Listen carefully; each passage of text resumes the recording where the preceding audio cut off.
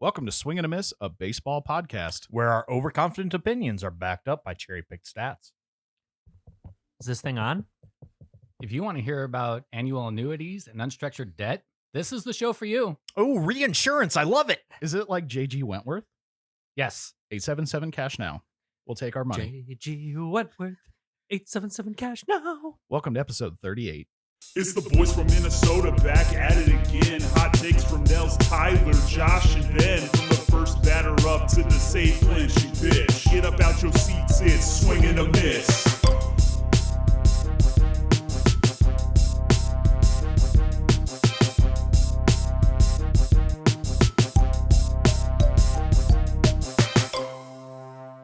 Welcome into episode 38 of Swing and a Miss. How we doing? I have been in the woods for the past week and have no idea what's going on in baseball, so I'm ready to be informed. Well, each inning gets a top and a bottom. There are 3 outs per top and bottom. There's a bat, a ball, and lots of gloves. Did you forget? Totally lost. Oh, okay.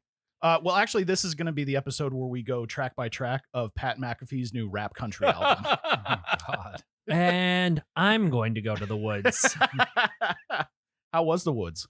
Oh, the woods are great. Or how I were the woods? strongly recommend the woods. The only downside was we did not catch enough fish. Outside of that, it was delightful. So that's why you didn't make dinner for us today. I am already Not enough fish. Not enough fish. Not enough fish. I am already planning to head back. So can't wait for it. What kind of fish do you catch up there? Walleye, pike, perch, lake trout if you're lucky, bass. I'd say a lot of the fish that are kind of more in the predatory range, but you can catch some panfish as well. Piranha? No piranha. Oh, No bummer. piranha. Bummer. You ever make homemade fish and chips with the walleye? No, I have not made homemade fish and chips with the walleye because I'm not a big French fry guy. Yeah? Nah, Wow. Oh, you don't walk the chips. I'll take the fish. You can have the chips. Why Well, don't you can at least fry the fish, though. Why don't you like fries? It's not that I don't like fries. It's that I don't look forward to fries. He just despises the French. Freedom fries. There you go. 2002, 2003 was your heyday then. Yeah. Call them freedom fries. All right, let's say we dive into some baseball. All right, let's go. Well, before we do that, we was gonna say. may sound a little bit different on this episode, and that is because we have been so very graciously gifted a set of new microphones, the Shure SM7Bs, and boy, are these nice. They beat the pants off of the Shure XM7As.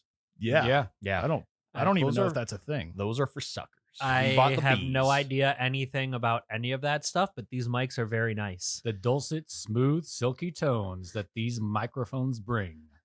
That sounded good, actually. Thank you. I think you should keep doing that. I cannot. Are we doing our announcer voices? I don't have one. There's actually And there's here actually- we go. There's actually an input on the software that we use that is announcer voice, so maybe we'll do one with that one time. Yeah, we'll have to play with that. Just sometime. Michael Buffer for an See- hour and a half. See if you about can make baseball. one of us sound good at some point. Yeah, well, these microphones actually might prove that none of us sound good. Yeah, I know. It might be an unworthy investment. We might all of a sudden go, oh, now that we can hear them. We're giving up the Yikes. shows. But we have to say a very, very big thank you to one Jody Peck. Thank you so much for this generous gift, and we can't thank you enough. Yes, Thank you, Jody. And anybody else who wants to buy us stuff, you're welcome to. Yeah, our DMs are open. Our email is open. So Yeah, I'm pretty sure the internet celebrities these days have like links for their wish list that you can buy them We should stuff. do that. We should, yeah. Ooh, we should get a wedding registry. there you go. Yeah. Oh. Just for the fact of having something that people can pick from. The swing and a miss stand mixer. Yeah. I like that idea.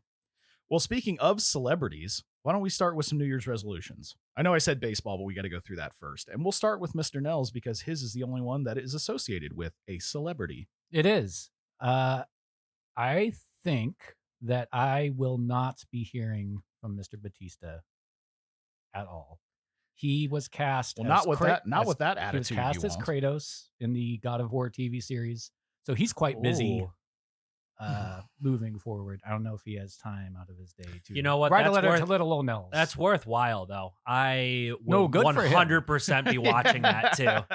It's one of my Counterpoint, favorite games. He could be spending hours in a makeup chair at the beginning of That's each right. day. and that's when he goes And- through his fan mail. and that's when he goes through his fan mail. because he hasn't played Drax in a few years, so he hasn't had to do that. That's true. So And they wheel in like one of those big mail carts from like a Just law a office. wheelbarrow. Yeah. Yeah. And they're like, here's your fan mail, Mr. Here you go. Bautista.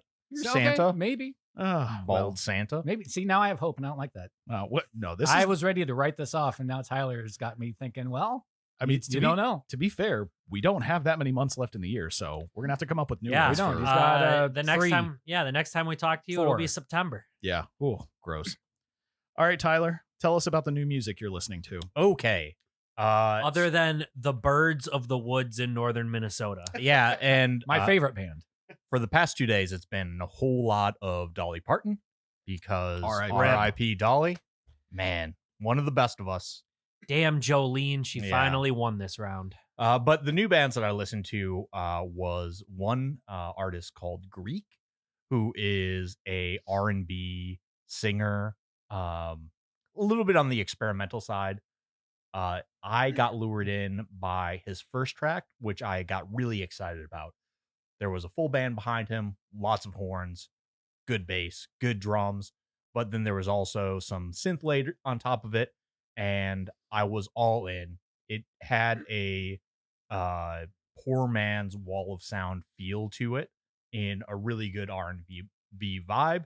He has an excellent voice, and I was fully in after one track, only to find out that all of the other tracks seem to be almost entirely synth. Oh no. And I don't know if there's anything that I like less than synth horns. They just sound flat and unappealing. Not at all what I want to be into. His voice is really good, and I think that there is something there.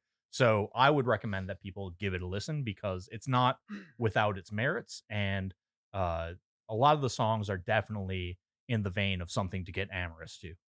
So, worth checking it out. The other artist that I checked out was Margaret Glaspie, who is a singer-songwriter folk type genre. And you can take a pass on her. Okay. She That's my favorite artist. she does not have anything resembling a good voice. Yeah, well, I mean, Wow. I hope she's not listening. well, She's not. you know how True. there are singers that have got a good voice. Yeah. And then there are artists who have a fine voice, Yeah. but they get by on a lot of other things, Right. whether that is, lyrics or it is basic way of being or having some character to their voice. She has like no character to her voice whatsoever. Mhm. Doesn't really have any lyrics that really spoke to me. And she has just a voice that's got a fairly narrow range. Yeah. And she stays in that and she sings and she sounds fine, but not anything. What was her name again? Margaret Glaspie. Okay. I Let's make a nice pact with Margaret. She doesn't listen to us. We don't listen to her. I'm not going to make Deal. that pact. I'm not gonna make that. I listened to you, Margaret, so now you've got to download at least 2 episodes. That's right. Oh, yeah. And then That's she's right. going to say that our voices have no personality and Very, are very, not very good. small range. Yeah. Well, I actually got a band suggestion for you, Tyler. Oh, okay. This actually came in from my mother-in-law, so thank Karen for this one. She has asked me to pass on the band Steve in Seagulls. I've actually heard of them. Have you? Yeah. I've never heard of them, but she suggested you check out their YouTube. She said that they've got some cool videos. But also, have you ever heard of Callahan? I have not heard of Callahan. So Callahan, she's a solo artist. We've actually seen her together, and she's incredible. I believe she's British. She might be Welsh, but I think she's British. But yeah, I've seen Callahan live, and she is very, very good. And I think she just put out a new album, so you may want to check those two out for the next episode. So Steven Seagulls Yes, is a Finnish country rock band. Yeah. she did say they've got an interesting vibe. So Finnish, Josh. Yeah. right up your alley. I actually had a funny spin-off story based on that. And it came from Finland. There you go. So We're Finland, nothing if not connective. Yeah, Finland, where I just was recently for viewers, listeners who may not have known that. So we went for a research project that my wife is doing, and we went with the director of research who brought her in-laws with on this trip this time. And they found that there's like a registry of seagulls in Finland, and they name them. And she was like, some of these names are so weird for Finland to have used. Like one of them was named Steven, and she didn't, and I started laughing, and she did not get it. And she's like, wait, what's the joke there? I'm like, Steven Seagal? And she was like, oh my God. One of the greatest So actors it of makes our sense time. because they do have a registry of like named seagulls in Finland, and one of them is Steven the Seagull. That's really so funny. that actually makes a lot of sense. If it's a Finnish band, that's Steven Seagulls. The members' names are Remmel, Herman, Hiltunen, Luigi, and Scoobu. That was Oh, like man, you got Finnish, Italian. I was going and to say, Finnish. but if you're going to choose anybody, you got to go with Scoobu. Scoobu. That's a great name. Scoobu's a good Finnish name. No update on my end. I haven't been to another baseball game since the WPB. Oh, that's not true. I was at a baseball game, Yeah, you were But I third didn't. row behind home plate. but nothing came to me. So I got Yeah, nothing there's for that you. big net right there. I know one did come back right at us foul ball wise, and it scared my wife. It Yeah, did not, well, that's not hard to do. but there's a net there, so Yeah. nothing happened. So Oh, just like that blonde on TV that we were just watching Yes, no- before everybody got here. very excited, but nothing happened. Yeah. Nels, why don't you pick the team that Josh has to say something nice about today? Oh boy. Oh boy. Well, the Oh Boys.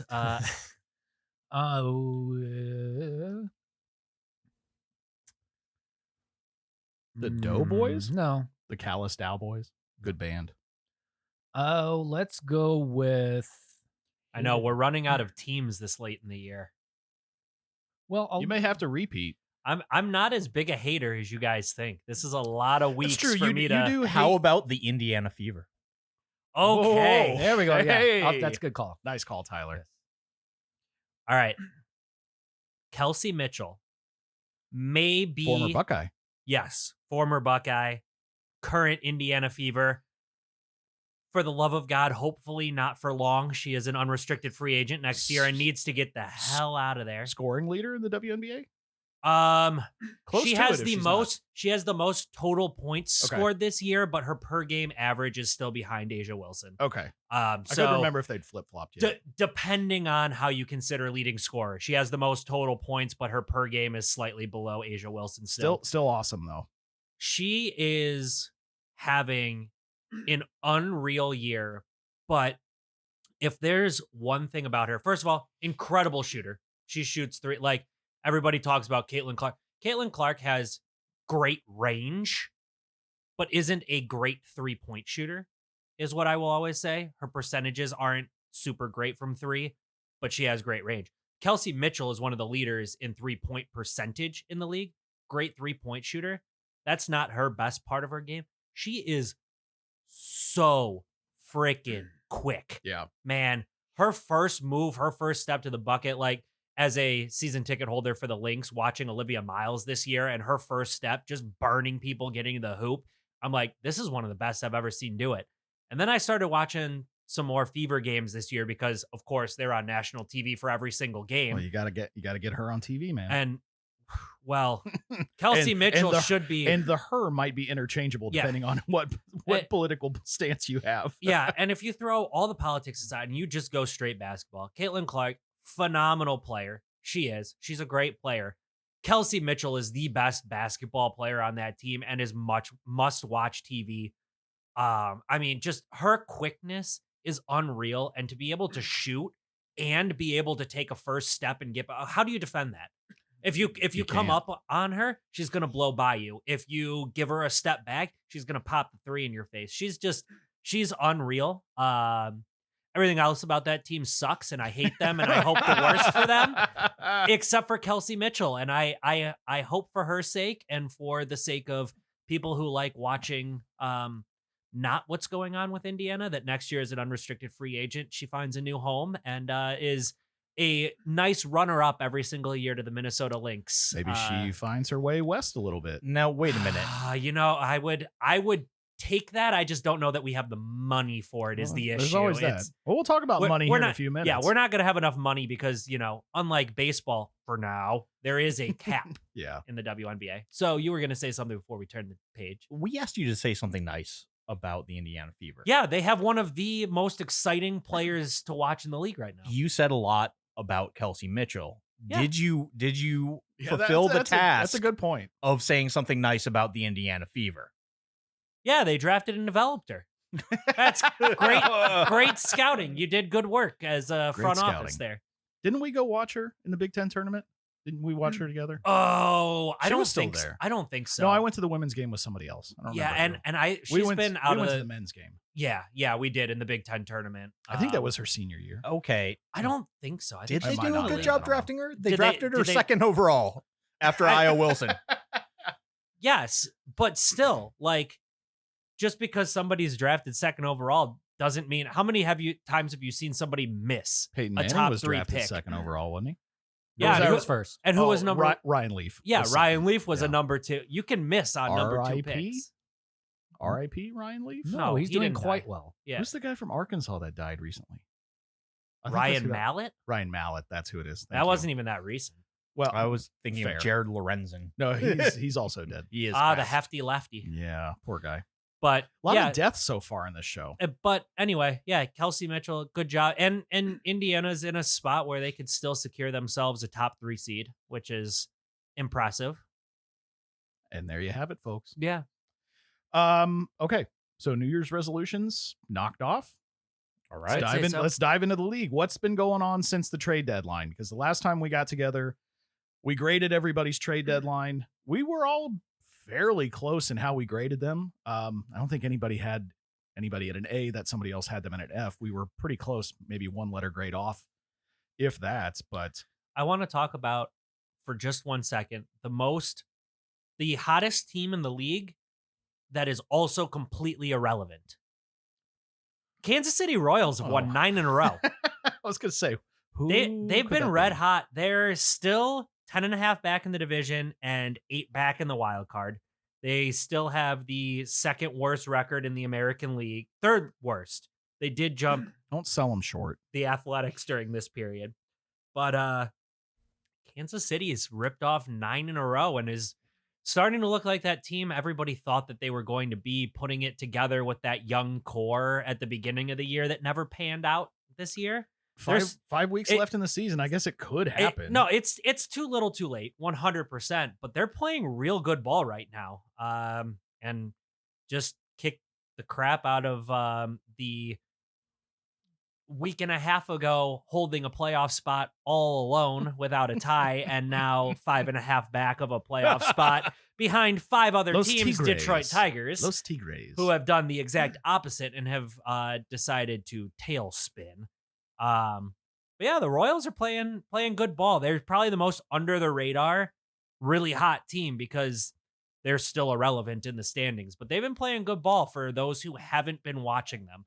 Unfortunately, I have been watching them because they've been playing my team and beating us. I'm going to splash some cold water on that just because their victories have come against the Angels, Athletics, and Detroit. So not that Well, the Angels and the A's are like really high in the standings, right? no, They're really high. not that because it winning, goes not that winning alphabetically. is a bad thing, but it's not as though they have come and stepped over giants in order to get on this win streak. but They you may have know stepped what over the you know what Giants. other Everybody teams stepped over you know what other teams in that realm have not won 9 in a row?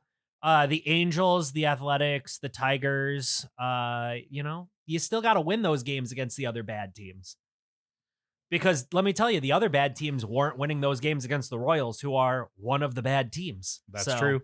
Yeah, I get what They're you're the saying. best of the worst. I get what you're saying. They're a hot team right now. They're also not.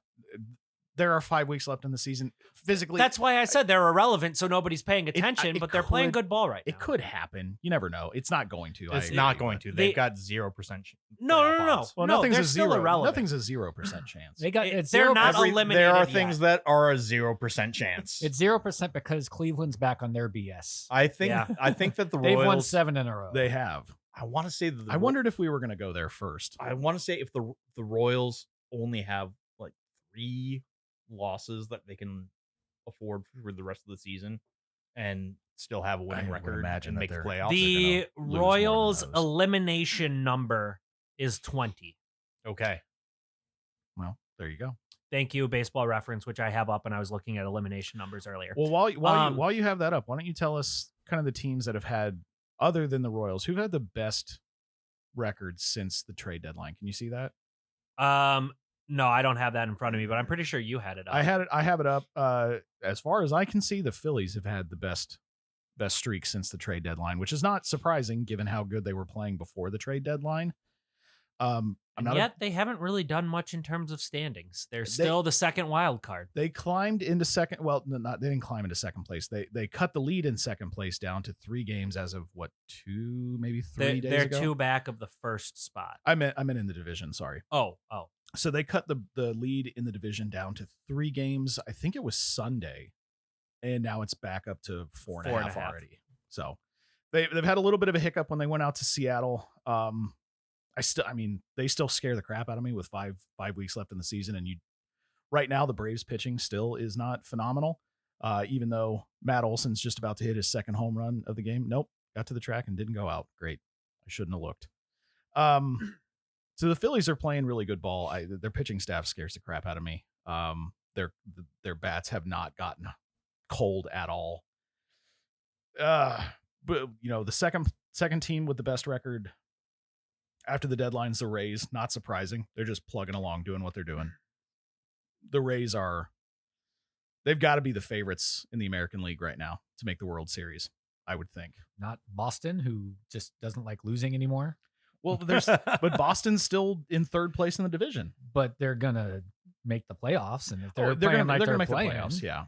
Yeah, welcome to baseball, where it doesn't matter what the season looked like. If you get in and you're the hottest team, you've got the best chance. It's where the points are made up and nothing matters. Yeah. Oh, speaking of the points being made up, American League run differentials. Number 1, Boston Red Sox, plus 105. Number 2, New York Yankees, plus 98. Those are your top 2 wild card teams. Tampa Bay, that's 1 and 2. Plus 70, the number 3 run differential. Chicago White Sox?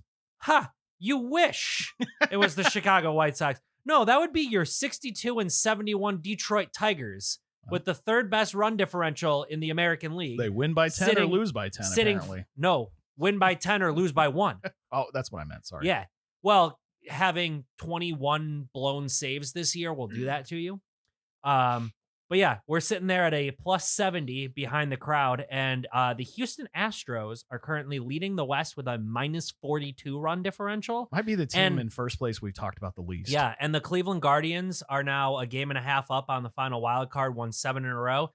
Still -4 in the run differential. They're never going to have a positive run differential. I'm officially throwing run differential out as a completely meaningless metric. It means nothing. Why not? Plus 70 gets you 6 teams ahead of you in the wild card, and -42 leads you in a division. It means nothing. I agree, just because I feel that many teams are taking strategic defeats. Yeah. And just letting pitchers eat it. Pile on. And the Tigers, my God, have we been incredible at mashing position players pitching to help add on to those run differentials. Well, one of the teams that's also had a really good couple weeks since the trade deadline is my National League pick for the World Series, and it's the Cubs.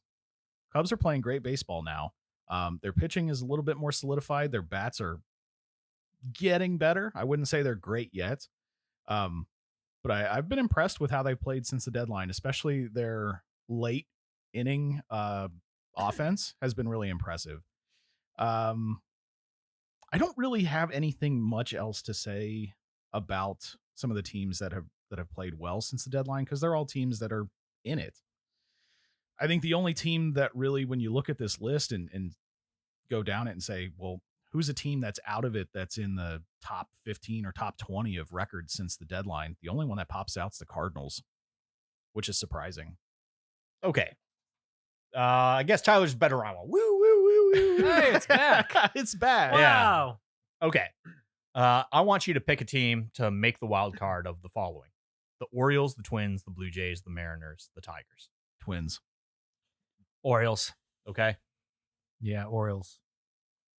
Boy, it really would If be. you would have interesting asked, the if you Orioles would have made it. asked me a week and a half ago, I would have said the Tigers, and then we decided winning baseball games didn't matter anymore. So now it's the Orioles. It's for the birds. for the birds. If I had to That's- pick, that's- if I had to pick one of that group of teams that I don't think are going to make the playoffs, I'd take the Orioles. So those teams are all between 3 and 5.5 games back right now. Did you of say the wild Rangers card. or no? I did No. not. Okay. I did not. No. Because the Rangers are a game and a half back. So I think that they have two paths to the playoffs. They've got winning the division. Yeah, they're They've only a got half making- game back of Houston. Yeah. making the playoffs. I think of those other teams, they really need Although to the go on a run. Get a wild Mariners, card. because Cal Raleigh's picked it up a little bit, Had 3 home runs in a game the other day. and then one a day after that. So Yeah. Yeah, too little, too late. Big It dumper. might be for the Mariners. I don't know. I still think the Mariners have a good shot. They're Well, what? 'cause are they 5.5 back in the there's wild going to card? be a Four. bunch of divisional Four games back. coming 4 up, back. Oh well, they and they play in the weakest division by far, as we Oh, yeah. pointed out. So absolutely. Yeah. the Orioles are going to have to play the Rays, Yankees, and Red Sox Yep, here in the yep. next month. So Well, and I guess the Twins is a bad pick because of the AL Central. They just beat the crap out of each other. But maybe. the Twins have been playing pretty They're playing great. decent overall. They're playing good baseball. They're playing okay baseball. I think they're playing good baseball. I can't tell you exactly what has occurred because I've been in the woods. But you weren't getting smoke signals about the no. the scores? So the Twins had a very challenging run of Phillies and Braves. and Padres, and they were up against better teams than them. For whatever reason, they swept the Braves. Yeah. No idea how that happened. Oh, I do. It happened. There were 2 games where they got swept by both the Phillies as well as the Padres. There were Yep. 2 games that they had big leads late in innings, and they coughed both of those leads up. If they would have somehow been a 5-4 team out of those 9, that would have been amazing. Being 3-6 is probably what I expected, Yeah. that they would win 1 game of each. The way that they did it was exceptionally frustrating. So looking forward at the Twins' schedule, they do not have much in the way of anything that presents that degree of challenge. They are going to go up against I got many it. of the Central. Yeah, I They're got gonna it right go in up front of against me. the if you want 'em. Yankees. They're going to go up against the Rangers. They've So got they will be taking on teams that are challenging them for a wild card spot.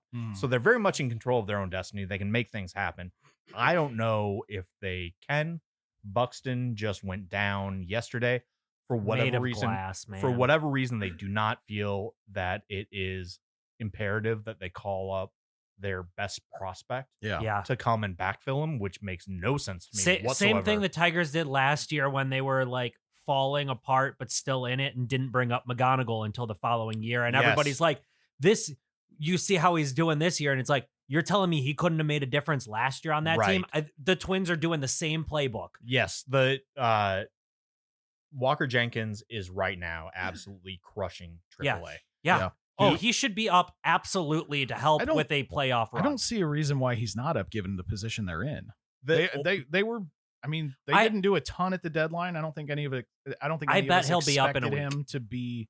him to be amazing at the deadline, but they didn't do anything to hurt themselves, so they're still in it and they're in position to make a run for this. Why he's not up, I don't understand. You got to If the think he'll be Twins- up for the September call-ups. They get 2 extra. It's not the 40-man like you used to, but you get an extra 2 spots, I think.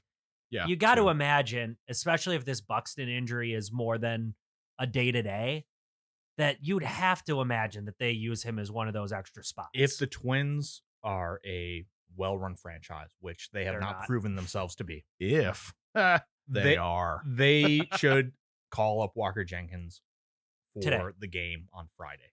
Mhm. Today, Is that the game you're going to? no, I'm not going. I'm Oh. going to Weird Al on Friday. Oh, Yeah, that's why we're recording today instead of oh, Friday. that's right. I forgot.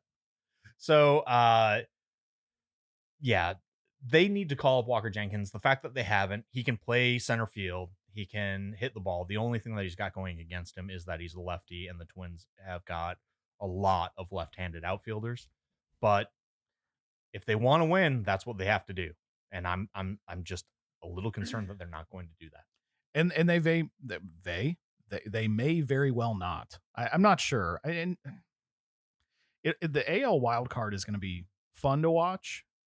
I think the National League wild card is not going to be as fun to watch personally, but you never know. I will tell you that I had no hope of watching meaningful baseball games in September at the beginning of the year, and Yeah. I will be. So at least there's that. Yeah, you got Hey, that. Tyler, do you think it would have been better if they listened to you at the beginning of the year and got more bullpen help? Yes, it would have been immensely helpful to have some form of bullpen. You hear this, twins? Nels. Hire one Tyler Deniston. I will who, point out the Yeah, obvious. who told you what to do in our show at the beginning of the year, and you didn't do it, and now you're sitting on the outside looking in that you have to fight for. Yeah, Nels. I will. What happens if you get professional bullpen help? Hey, see all those empty seats? How about we do something to try to put some bodies in those? Nels, do you think the Giants should have listened to you at the beginning of the year and gotten some bullpen help? What'd I say about talking about the Giants for the rest of the year? That you want to do it as much as possible? Is that not what you Hey, said? Nels, No. did you did you, just out of curiosity? We don't Did have you- to. We don't have to talk about it. Did Do I you- know what happened today? Yeah. Yes. Okay. Yeah. I'm Ben and sorry. I were watched that ninth inning. I just Sorry, looked buddy. at the score in line getting food so, and I'm laughed. sorry. Laughed. I Yeah, laughed. That's all you we- can do is laugh. Well, when We watched the it. bases were loaded and they had Suarez up and they hit that granny, I was like, I'm so sorry. I don't know how it happened. I just know that it happened. I don't care. It was funny I because understand. Ben turned it on the TV and it's 9-3 going into the ninth, and he It was goes, the only game "Oh, on. Nels is happy." And then like 5 minutes later, we turn around and it's 9-8, and Nels he is goes, not happy. and I just like, no, Nels is not happy. I wasn't happy when it was 9-3. This Yeah. has been the worst Giant season in my entire life. I did from tell, top to I bottom, did tell every Ben, single way it can possibly I be. did tell Ben, I did concede to you that as bad as the Tigers bullpen has been, I'll give you that your bullpen's worse. Yes. it was. I'll give that up for as bad as our bullpen has been this year, blown more leads late in games than any other team in the league. Watching that game, I'm like, okay, maybe the Giants bullpen. It was is a rough little to worse. watch. I'm sure it was. I'm But it sorry. also shows how hard it is to have a bullpen. Yeah, no kidding. And if you can nail having a bullpen, man, it makes all the difference in seasons. Especially in the postseason. Oh, Postseason, yeah. it really pays off. Any other thoughts in the league check-in, or should we give Nels the floor? No, I want to hear about insurance regulation. Before you dive into that, I have a thought on the Dodgers I want to give you. Okay. Okay. So obviously watching the Braves Dodgers last night, watching the Braves Dodgers right now. A lot of Dodgers fans at Truist Park last night. Lot of them. And you know what I noticed anytime they showed a Dodger fan on the TV? They were ugly. Well, there was a part of them that was ugly. Every single one of them had a shirt that still had creases in it, telling me you just bought it that day somewhere. And so right now, I'm on board with you, Nels. I hate the Dodger fans as much as I hate the Dodgers. Yay. I don't know if that helps or hurts your case, but I want you to know I'm with you. All right. Solidarity. Well, shout out to Bill, who's a true Dodger fan. his whole Sorry, life. Bill, but your Dodger shirts he- clearly don't he- have creases. He owns nothing with a crease in it because every piece of clothing he's had is from 1997 or earlier. I was gonna say none of my clothes have creases; they all just have wrinkles. Yes. Well, no, all your pants have pleats still, though. Sure. What Do- even is a I was pleat? going to say he might be too young to know what pleats are. No, I do. But Oh, okay. Never mind. The floor is yours, all right, Nels. Nels, give us financial advice. Yeah, so we're gonna talk about the Dodgers more than we've ever talked about the Dodgers, and it's not going to be because of their on-field stuff. That is entirely predictable. We all knew they would be good. We all knew they would win the West. We picked them to do that. They are going to do that. They are going into the playoffs as a heavy World Series favorite, like everybody knew they would be. Instead, we are going to talk about some of the back end stuff that's been in the news, and even beyond that. There are 4 prongs I'm going to hit on this. We're going to start with their TV deal. We're going to talk about the hot water their current owner is in. We're going to talk about the deferred contracts that they have been handing out. And then we're going to talk about how all of this might affect the upcoming CBA at the end of the year. So let's get in our way back machine and go to 2011. 15 years ago. We had just been introduced to Thor in the MCU. Oh, I thought you were saying Noah Syndergaard. No, Different Thor. the good one. He came by later. I had just met my wife. Oh, Wow. Yeah. nice. So something good did happen. It then. did. Adele's Rolling in the Deep and Katy Perry's Firework and LMFAO's Party Rock Anthem were flooding Party our rockin' iPods. in the house tonight. And Josh was 16. Yeah. Yes, I was. And I was partying my ass off to those at the school gymnasium Yes, during he school was. dances. Josh was at teen night. At the Walk- local sock hop. Walking up to a girl, looking her in the eye, and then quickly scampering back into the corner. Oh, that's cute. You think I walked up to a girl at that age? Please. It's not like you said anything. Also in 2011, the Los Angeles Dodgers were bankrupt, if Yes, you they can were. believe it or not, because their owner at the time, Frank McCourt, had pretty much collapsed financially, driven by heavy debts, personal spending, a very nasty divorce, and MLB rejecting a TV rights deal he had put together that front-loaded a lot of money that was supposed to help pay off all of that stuff I just said. And MLB said, no, you're not going to do that. And the team was unable to meet payroll. So, files for bankruptcy for the Los Angeles Dodgers, Chapter 11. And the team's future local TV rights became part of the bankruptcy estate because they had expired. And MLB normally has broad authority, as I just mentioned, to approve or reject a TV deal. But in bankruptcy, the court, not MLB, determined how to maximize the value of the estate for creditors. So It's kind of like arbitration in that way. a little bit, yes. So as part of the settlement, MLB agreed in federal court to lock in a fair market value for the Dodgers TV rights revenue sharing purposes. Now, we all know revenue sharing is a percentage of a team's revenue, goes into a pool, and it's equally shared amongst all 30 teams as a competitive balance kind of thing.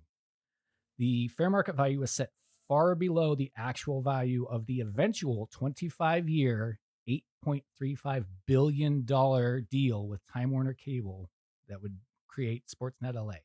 $334 million a year. Is that a lot? That is the annual TV value. Yes, that's a lot. And Now- that amount specifically only goes to the Dodgers. No. The Dodgers take off a chunk of that, not the whole thing, and put it into That's what I the was the wanting to clarify. collective pool of money to be so redistributed. That's what I was clarifying. Thank you. every team gives about 34%, about a third, to revenue sharing. The Dodgers still give 34%. It's just that revenue isn't as much. It's based on that fair market value, not their actual revenue. So what they would owe under that $334 million in TV revenue they get, normally every year they would give $95.2 million. But because of the fair market value lock-in, $29 million. Oh my. Yes. Yeah. So the Wow, that's like $27 million a year more than they're paying Shohei Ohtani right now. So that's $66 million on average the Dodgers get to keep that they normally would give if it had been a regular revenue sharing deal. And this is all tied to their bankruptcy fair market value assessment. Correct. Yes. Okay. And you can say that TV deal in and of itself, pretty much even after profit sharing, covers their payroll. Well, yeah, it would cover the Reds right now. Well, and it's also, we say the annual revenue because it's actually a escalating payout every year. So we don't know what the yearly payout is because that's private. They don't have to disclose that. So we go with the annual, but it's an escalating revenue, which means lower payments early in the contract, higher in the later. So they're actually going to be getting more revenue every year. I'd say right about now those numbers are correct because we're about halfway through that deal. But it's going to be even more coming up here up through 2039 is when that deal Good expires. Lord. Yeah. Good Lord. So they're going to be getting even more money than that $66 million a year, Wow. probably moving forward from here on out. So that is their TV deal. Obviously, all that money that they get, they can use to their payroll. They can use for, they have the highest graded farm systems. Well, development, scouts. You can buy all the best scouts, all the best coaches. Travel, with that money. Yes, accommodations. all of that stuff. Yeah.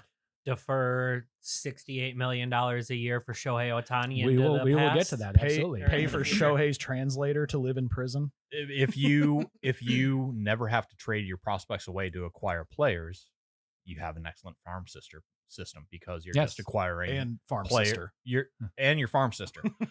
You're acquiring players on the open market through free agency and adding them that way rather than having to trade for them. Yeah, you don't have to use your prospects. You don't have as to use your currency. prospect. You just get to hold on to them. So let's move on to who bought the Dodgers after Frank McCourt, and that is a gentleman named Mark Walter through his company Guggenheim. Last year, federal prosecutors and the SEC started examining whether Dodgers' current owner Mark Walter or his companies concealed financial connections while borrowing billions of dollars from insurers he controls. That's the Securities and Exchange Commission, not the Southeastern Conference. That is correct. Although they they're have both their probably own corrupt as hell. Yeah. They have their own issues. The core allegation is that the private credit investments were labeled as unaffiliated when they're actually related third-party transactions, potentially making risks and violating disclosure rules. So basically, you are allowed to reinvest in your own companies up to a certain point. That's legal. You can do it beyond a certain point. That's also legal, but beyond a certain point, you're under a lot more scrutiny because you got your finger on both sides. You're self-dealing. Yes, you're and self-dealing. And disclosure is required, no It matter is. what. Yes. Yeah. And he's being accused of violating those disclosure rules. I want to be very clear. He's just under Allegedly. he's Allegedly. He's just under investigation. There hasn't been any proof. He hasn't been arrested. There hasn't been taken to court, any of that. It's all investigation, and it's probably going to take a few years to get through all this. So this isn't something that's going to be solved tomorrow, next week, next year. So one thing I would like to say, and I have not done the degree of research that you have on this, Nels. Yeah. All of these financial dealings. Yeah. When you read them, it feels so complicated Mhm. that my eyes roll back. And I feel like this is how the billionaires get away with it because it's kind of boring, kind of complicated. Kind of boring. Yeah. Kind of complicated. And we give it a hand wave and say, what does it matter? When in fact there's It matters a lot. enormous financial benefit. Well, because there's sorry, go ahead. No, we all have insurance that we have to pay, life insurance, car insurance, house insurance, whatever.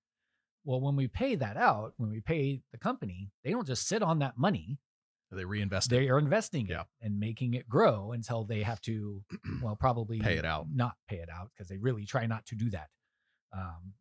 And you can see why, because they're That's a making whole- money on top of money on top Whole of money. different argument. It is, but Join our third podcast, Insurance Claims. that's generally how insurance works, is with insurance companies, and that's really how they make their money, is reinvesting what we pay them. Now, Walter has to, he can get out of this if he can repay that debt, which is about $20 billion. And I'll just cut you a check. he has to do it by the you think end that of has the to year. be a cashier's check?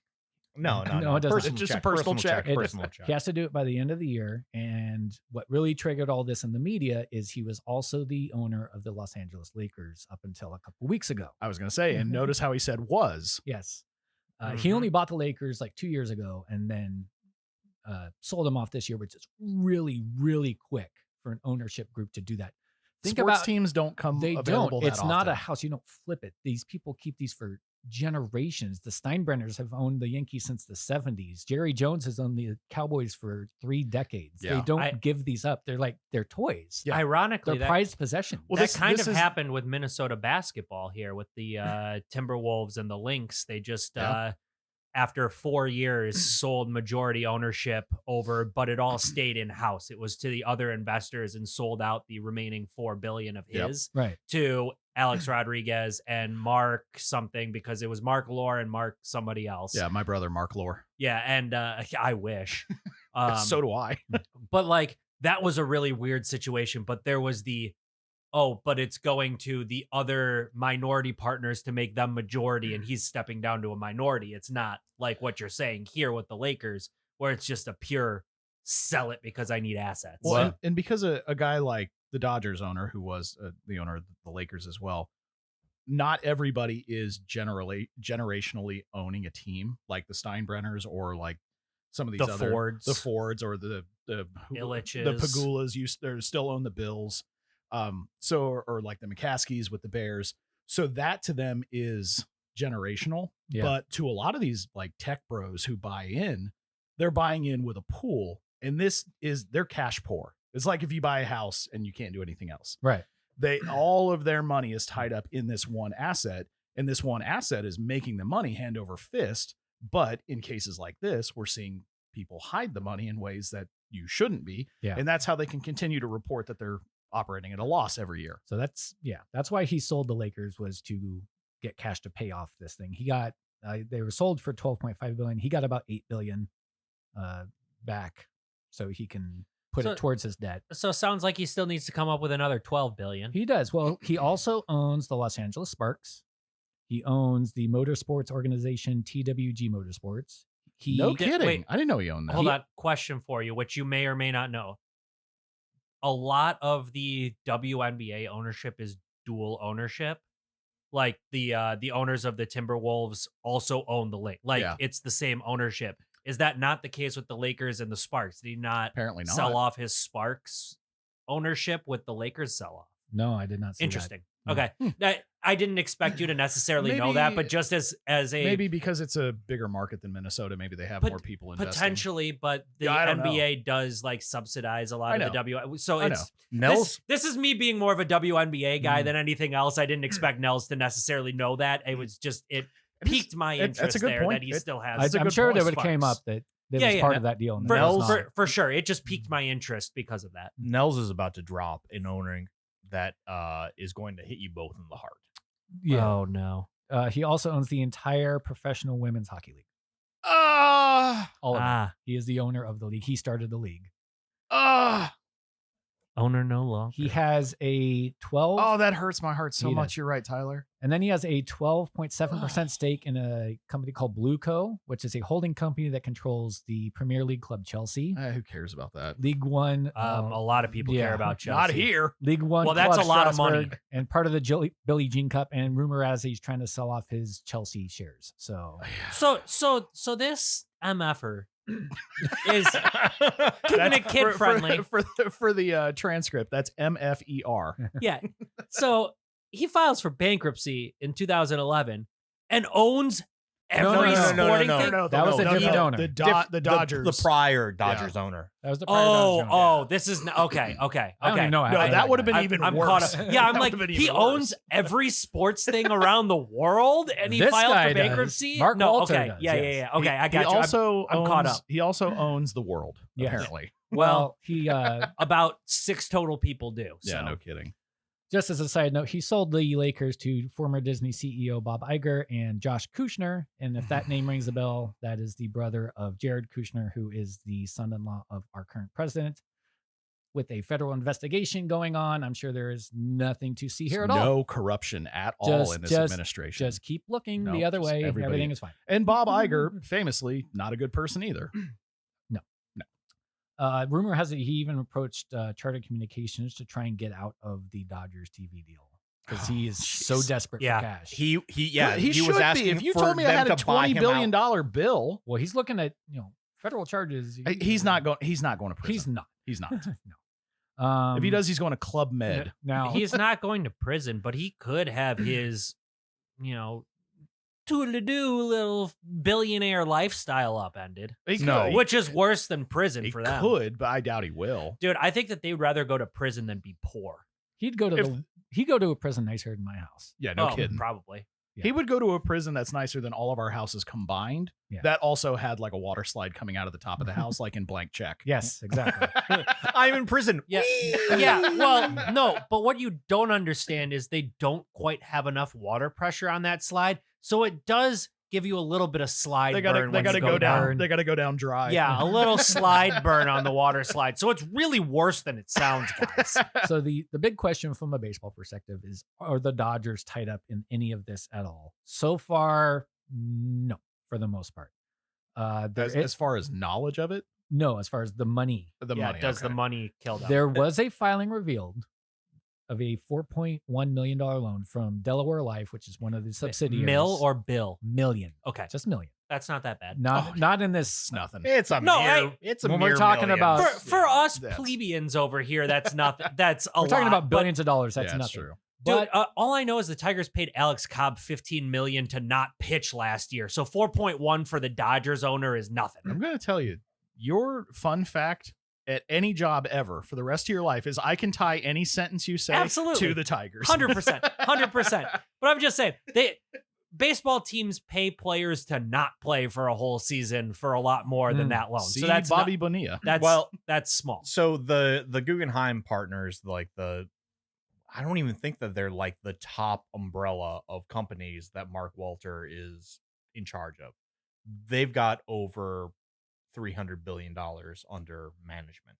yeah. Mhm. So it was a $4.1 million loan from Delaware Life, one of their subsidiaries, to Dodger Tickets LLC, which is obviously a subsidiary of the Dodgers. That was one of the investments caught up in the reclassification that we were talking about earlier. So there is a little bit of a link there. Maybe where there's smoke, there's fire, but so far there is no evidence of tying any of this quote unquote fraudulent money to the Dodgers or using it. If to that the Dodgers. 4.1 is fraud, are they unable to pay Shohei and therefore have to lose him? Probably not. Dang. The Dodgers president, Stan Kasten, has publicly insisted the team is not for sale and is itself not under investigation. I'm going to, this is just pure speculation, just because you are looking at an ownership group that is going to draw not just public scrutiny, but league scrutiny, especially when you have ownership groups that are not breaking 100 million for their payroll.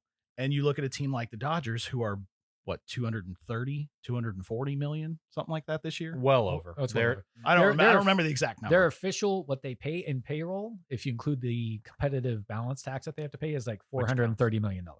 Well, I didn't know what the tax percentage. Their actual was. payroll is way less than that because they pay all the tax. Right. So my biggest question, and this is not something that we have an answer Let me for. finish the point real quick. Oh, yeah. So not only are you going to have the public scrutiny, but you're also going to start to have internal scrutiny with the league. So they may not be able to sell in a traditional sense, but the league can force them to sell. They can come in and force them to sell. The league would only force them to sell if they viewed the Dodgers as being an insolvent franchise. Maybe. They can force Mark Walter out. Well, They that's what I'm could, saying. I mean, if he's like found guilty, Sell- they'll be like, yes, you did the guilty things. You're out. Sure. But I don't know. To me, the most interesting part about this is the timing, Well, because it's we'll get we're- to that. That's yeah, my we're fourth getting point. we're getting very close to end of season, end of CBA. Yeah. So a lot of the stuff I'm talking about now has already kind of been reported on and out there, but I'll get to how this will affect the CBA. That'll be the swing and a miss exclusive. But That'll be on our Patreon. yeah. But first, let's talk about those deferred contracts that we've brought up a couple of times. So the Dodgers have the biggest TV deal in the game, where they don't have to share as much revenue as everybody else. When you have a bunch of long-term liabilities, which these contracts are, if you have growth, that really helps offset those costs. So their valuation in 2012 when they were bought was $2 billion. Today, it's valued at over $5 billion. And it's projected in 2035 to be between $7 and $8 billion. And I'm guessing it would be probably more than that. It's worth what someone's going to pay. So they have $1 billion in deferred contracts right now on My the books. goodness. Well, a lot of that is 68 mil for Shohei for a decade. I know, but that's one That's- dude. Yeah, but That's that's like wild. 680 million. I know, it's still wild. They- This is 320 left. Well, they account for 54% of all deferred money. Second place is the Red Sox at $140 million. Yeah. And I know that the deferred money gets rolled into this conversation as other financial chicanery. Yeah. I'm not sure that this has anything to do with that. I think that there's a very simple explanation for why there's so much deferred money from the Dodgers. They can afford it. No. Well, yes, they can afford it, but it's also California taxes. Yes, because obviously the state tax is very high. They have what's called a jock tax. You get taxed where you work, not Mhm. where you live. So even if you don't live in California, if you play for the Dodgers, you're getting taxed there. Yes. But if you defer those contracts, when you get that money, It's where you live. it's where you live. Ah. So you're saving 13%, which is So what their tax rate Shohei is. Ohtani retires from the Dodgers when his contract is over. All of that $68 million a year. If he retires in Texas has no income Texas, tax? Florida, and Well, Go, Shohei- have your permanent Nirvana. residence, quote unquote. What happened? there? How does Shohei is specific. He's got a specific scenario right now, which is the money that he earns. He is taxed in California. He's taxed in the state that he's playing in when he's When he is on on the away road. games. Yeah. yes. He's also taxed as a Japanese citizen. So That was going to be my question. He's taxed 3 times. If he moves back to Japan after his career is over and Bingo. starts collecting that deferred money at that point, bingo. it will only be taxed by the Japanese government. That was Yes. my question exactly. Yes. So that's a huge advantage. He's actually not earning interest either. That was part of his deal. All these other contracts are. Oh earning no, interest. no interest on my $1 billion. Yeah. I you know, think he'll be okay. I without think the so. interest. it's a superstar friendly market. Obviously, at this point, guys are going there to win championships, and that's it. So the Dodgers, all of this talk of other teams can do it. No, Well, well, maybe they could if their owner was, committing Well, financial crime. so I would say other teams can do it. I think the question is not at this level. Yeah. if they've got the cash on hand to be able to fund those deferred contracts, but But they don't. also there would be no reason to do this if you are the Marlins or the Rays or the Right. Rangers, where you have no state income tax and it's not going to be subject to that excessive taxation beyond where you go once you But the retire. Angels and the Giants could very well play the same game. I would say also the A's, but who knows where the hell they're going to end up. So they're in. well, they're in Sacramento right They're now. gonna so be- They're Yeah, gonna but, be in Nevada. but they're going to end up being in Nevada theoretically, Nevada- eventually. But Nevada's also a no income tax state because the sin tax is so high. yeah, so but like the Giants and the Angels could play this game. They could to an extent, but not at this level. No, not at this level. But I'm saying, but like those are kind of the only other teams that could even play this game. So saying anybody can do it is disingenuous. The Kansas City Royals can't do it. Well, but I don't think the Kansas City Royals With have the- need to. Maybe there's a caveat of with the right owner. Not right is a relative term, but the owner The that rich has, enough owner. I was going to say the owner that has the cash on hand, not the asset cash. You're not asset poor. So this does tie into a little bit of what is going on with the owner, because if a team faces financial distress, that deferred salary is an unsecured claim. It's not in a trust. It's not an escrow. It's not protected from creditors. Oh, wow. Now, so technically, Shohei's poor as hell, baby. technically, yes, but MLB would almost assuredly step in and make sure that money Yeah. gets paid somehow, because the Players Association wouldn't stand They for it. wouldn't Yeah, stand for it. sure. No way. So Thank you, unions. Yeah. So you can kind of put the kibosh on that idea of, well, they won't get paid if the Dodgers get in trouble. No, the players are still going to get paid. No, but boy, if this takes a bad turn for all of that, and the MLB is going to have to. Sorry, I know that's if MLB has to. The MLB, I understand. The Good. Major League Baseball. No. I It's wasn't like one saying of- that. You don't need to correct yourself. I wasn't Continue saying on. anything. Anyway, if MLB It absurd me. has to has to step in, or feels like they're going to have to step in with the CBA coming up, Yeah. with the Players Association and MLB having to take that, knowing that they're probably going to have to pay out a portion of that could make a big difference in negotiation. I think that lends better to the players than the owners. Yes, I think Yeah. so, because I think They're I think they're the looking at league- it like the you're league saying. They're is- looking at it like might- we're going to have to pay out so much money. We can't afford to lose this revenue. yeah, Well, the league again, this may isn't have to something that handicap we're them. going to know for a few years But the threat from of the it, from the I- owner's side, the Dodgers owner's I side. think we might know sooner than you think just because of the CBA. I think that they're going to want to get on top of this before anything gets agreed to. I don't think you can Well, rush something like I this. don't think you can rush the investigation necessarily, but I think you made the point earlier about you, Josh. I'm pointing at you as an audio medium. Yes. Talking about how when you have billionaires who are going to prison is better than losing their money or losing their wealth. Yeah. I think that's the mindset that the union has to go into this with in the CBA of like, yeah, we're representing the players, but now we've got a leg up because now you, the owners, are looking at this deferred money as a part of this collective bargaining agreement and saying, oh crap, if this goes the way that it could go, which could be very bad for the Dodgers and the ownership group, we're going to have to pay this amount of money with, I assume, interest, and we're not free from creditors. Yeah.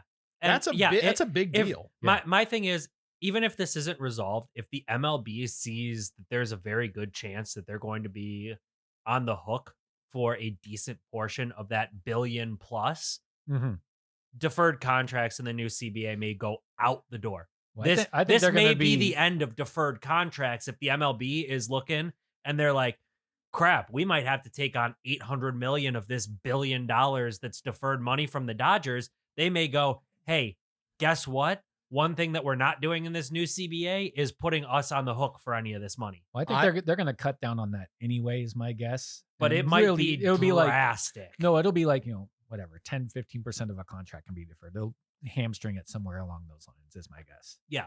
I mean, I think they will regardless, but the worse this looks for the league, in terms of financial, the better it is for the and just And all that honestly will for the be- rest of the league, and that And the us. Dodgers aren't just continuing. It's better to for this defer show. everything. Yeah. Yeah. And Because all we that, have baseball next year. and all that will be moving forward. The Dodgers deferred contracts will still be in standing, even if they put that in the CBA. They'll just be Yeah, moving but forward. they may look at this as we need to protect ourselves against this happening again. That'll be part of it, and also Yeah. the just the competitive ness. I of it. think So, that what we'll probably see with deferred contracts is if you want to defer a contract, you've got to fully fund it up front.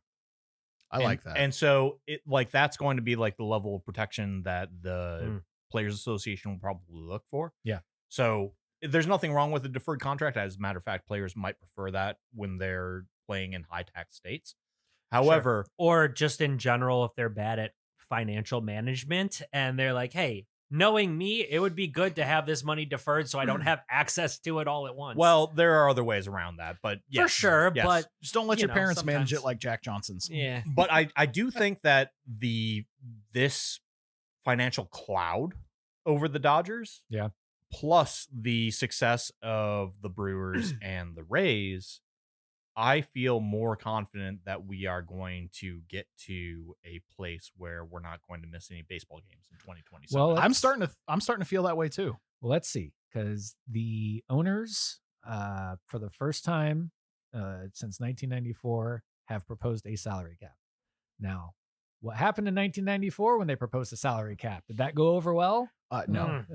Who won the World Series that year? World Series got canceled. Oh It yeah, did. that's right. It did It not. was not anyone. So the owners have always wanted a salary cap because that's more money in their pockets. We see it all the time in the real world / payroll layoffs. That's more revenue on the books that you get to put in the owners' pockets. That's the exact thing that's happening here. That's why they want a salary cap. It's less revenue they have to pay to the players. So why now? Why after 32 years do they think this is when they can win this argument? So obviously there's a lot of pushback against the Dodgers and how they have assembled their team. As well as the Mets, even though that hasn't gone well. I think people Yeah. look at that and they feel like it's not fair. Yeah, but their owner plays the saxophone, so it's different. Oh, That's yeah, delightful. I mean, he plays in a house band. Yeah, the general idea is you have the have and have nots in baseball, and it's all because of money. It's not because of anything else. All the other major men's leagues have salary caps except for baseball. So why now? Why is the time now? The owners have been a lot more vocal in the last year or so. They were very vocally upset about the Dodgers signing Kyle Tucker. They're talking about the TV deal being unfair, which even though that's been a thing for 13, 14 years now. Back since Josh had his bar mitzvah. Exactly. So why now? And this is where I'm going to start getting into my conspiracy a little bit. Obviously, the owners didn't allow the Dodgers to do anything, but I think once they saw what was happening, they have weaponized it and they have pushed for the salary cap using the Dodgers as an example. They've got fans on their side now. The owners are pushing for it. So that's kind of 2/3 of the equation there. The players will never go for it, ever. There's no players will ever go for a salary cap, but you have a lot of public pressure now to get the salary cap in place. And another thing, and I'm going to look at Josh when I say this.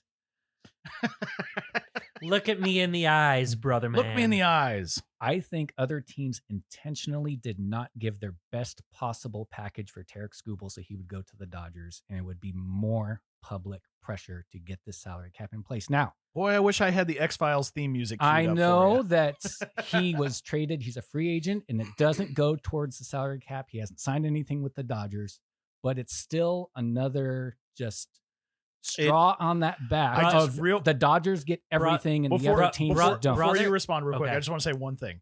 I am so upset that we don't have cameras yet to do a video show because your face when he said that was priceless. Oh, I'm gonna say the Tigers took the best deal that was given to them. Hold on. No. You hold on. It's Okay, the Tiger. It's the Tigers that are telling you that, by the way. Yes, that's also true. That's also true. We never know what was actually talked about in negotiations. Based on what was leaked and given out, the Tigers took the best offer. I agree. Now, that being said, I agree with you also. Yes. I agree that the Tigers got screwed a bit because of as a fan of the Tigers, not necessarily their ownership and front office, because they're probably in on this bull crap too. You can say I- it. Yeah. I'm not arguing against your point of there's a larger point of collusion amongst teams when it comes to we're looking for a salary cap. Let's do things that's going to pull the public opinion on our side for it. Yeah. And I do think that of all the packages, there's a lot of people that make a big fuss that the leaked Brewers package was better, not for what the Tigers' needs were. Yeah. Overall, if you just look at overall prospects, technically, then yeah, the package was better, quote unquote, but it wasn't what the Tigers needed And or we were only- looking for. But I would not be surprised if what you said there, if there was a larger collusion about, And hey, the Dodgers, we're going to move him to the Dodgers. We're going to make all the other offers undoable. Yes.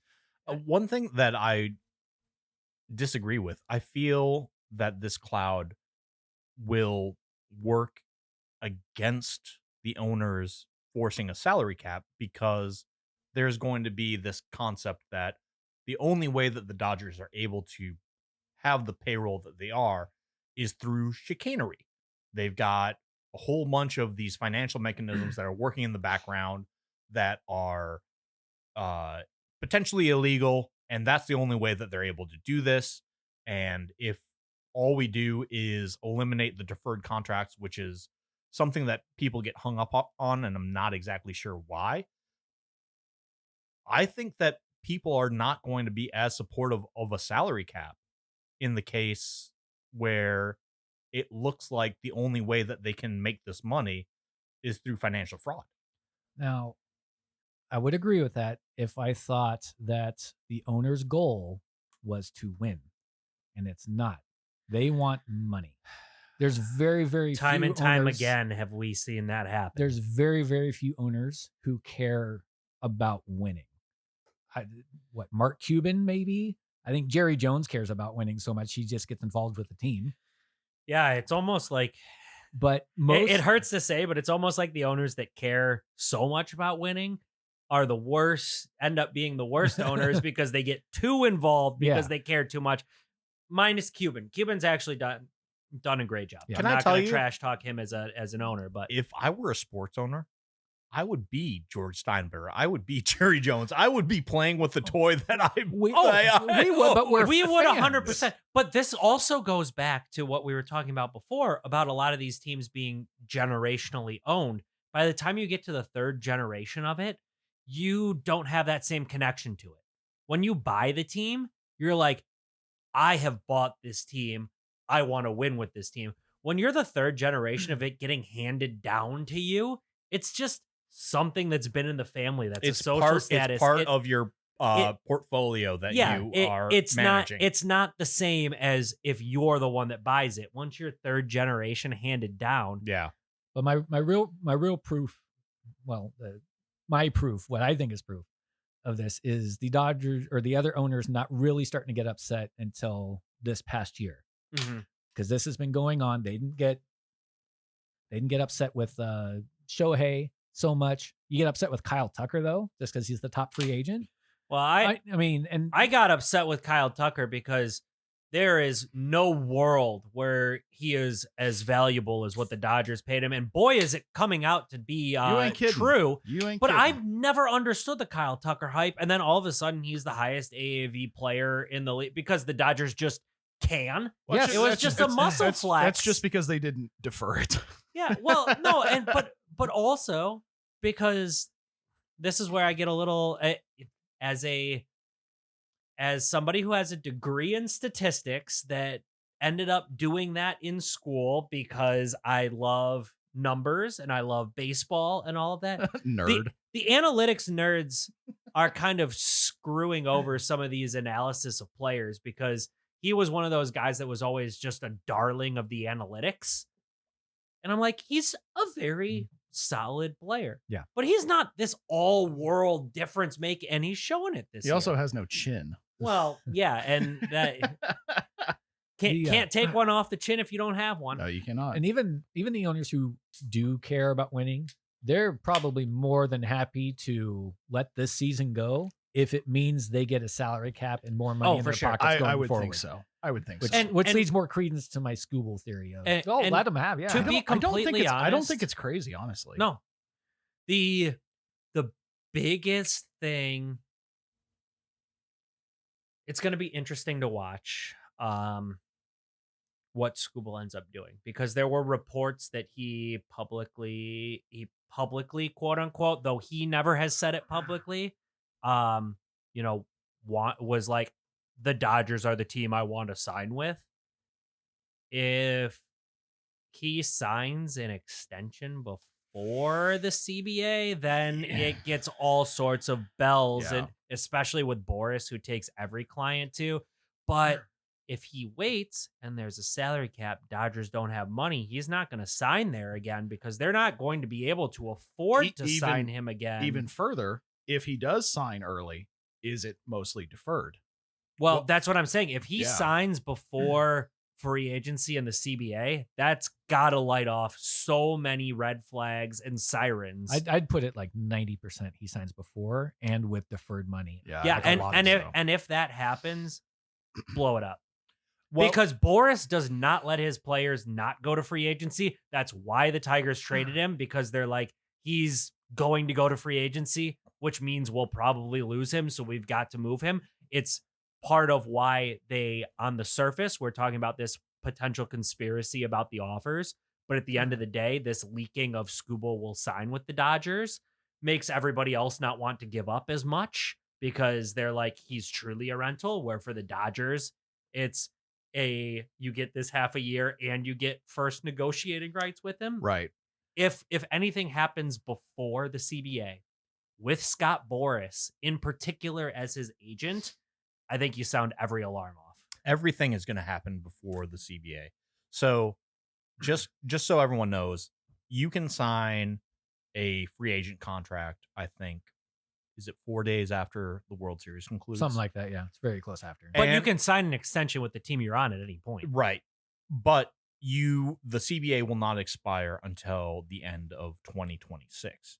So there is that period between the About 2 months. middle of November all the way to the end of December, where any player that might be thinking a salary cap is even possible, I am going to sign in that 6-week period because I am going to be somehow grandfathered Yeah. in away from that. So expect Scooble to sign, expect Sonny Gray to sign, expect Corbin Burns to sign. Sonny Gray's 110 years old. It's also Nobody still cares very about good. that He one. fought in the Revolutionary War, I think. It doesn't matter. He'll still be getting, a 3-year, $30 million contract or something So similar. I don't know how this would work. Would they implement the salary cap next year? It feels like something they would implement. They would have to- 5 years down the road. They would have to tier it up and do something with the contracts that are Yeah. already I on don't. the I don't books. think it can happen. They're not They'd just going to have to- suddenly they- take the Dodgers down to like 250. No, they wouldn't be like, you have to forfeit half your team because of this. But Yeah. I they wouldn't think they so. would have to put in some structure in which the teams that are over cap are not able to sign anybody under, because when you have a salary cap, you have to have a league, like a minimum Yeah. salary. So it would be like the NBA has these veteran minimums and, minimum contracts and stuff.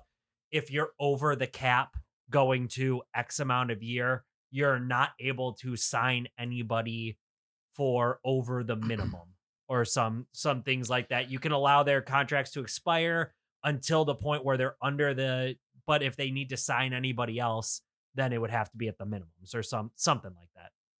Do you have another bullet point? No, that's it. That's the Dodgers mess. I Yeah. got to tell you, Nels, that is an impressive amount of research. Thank you.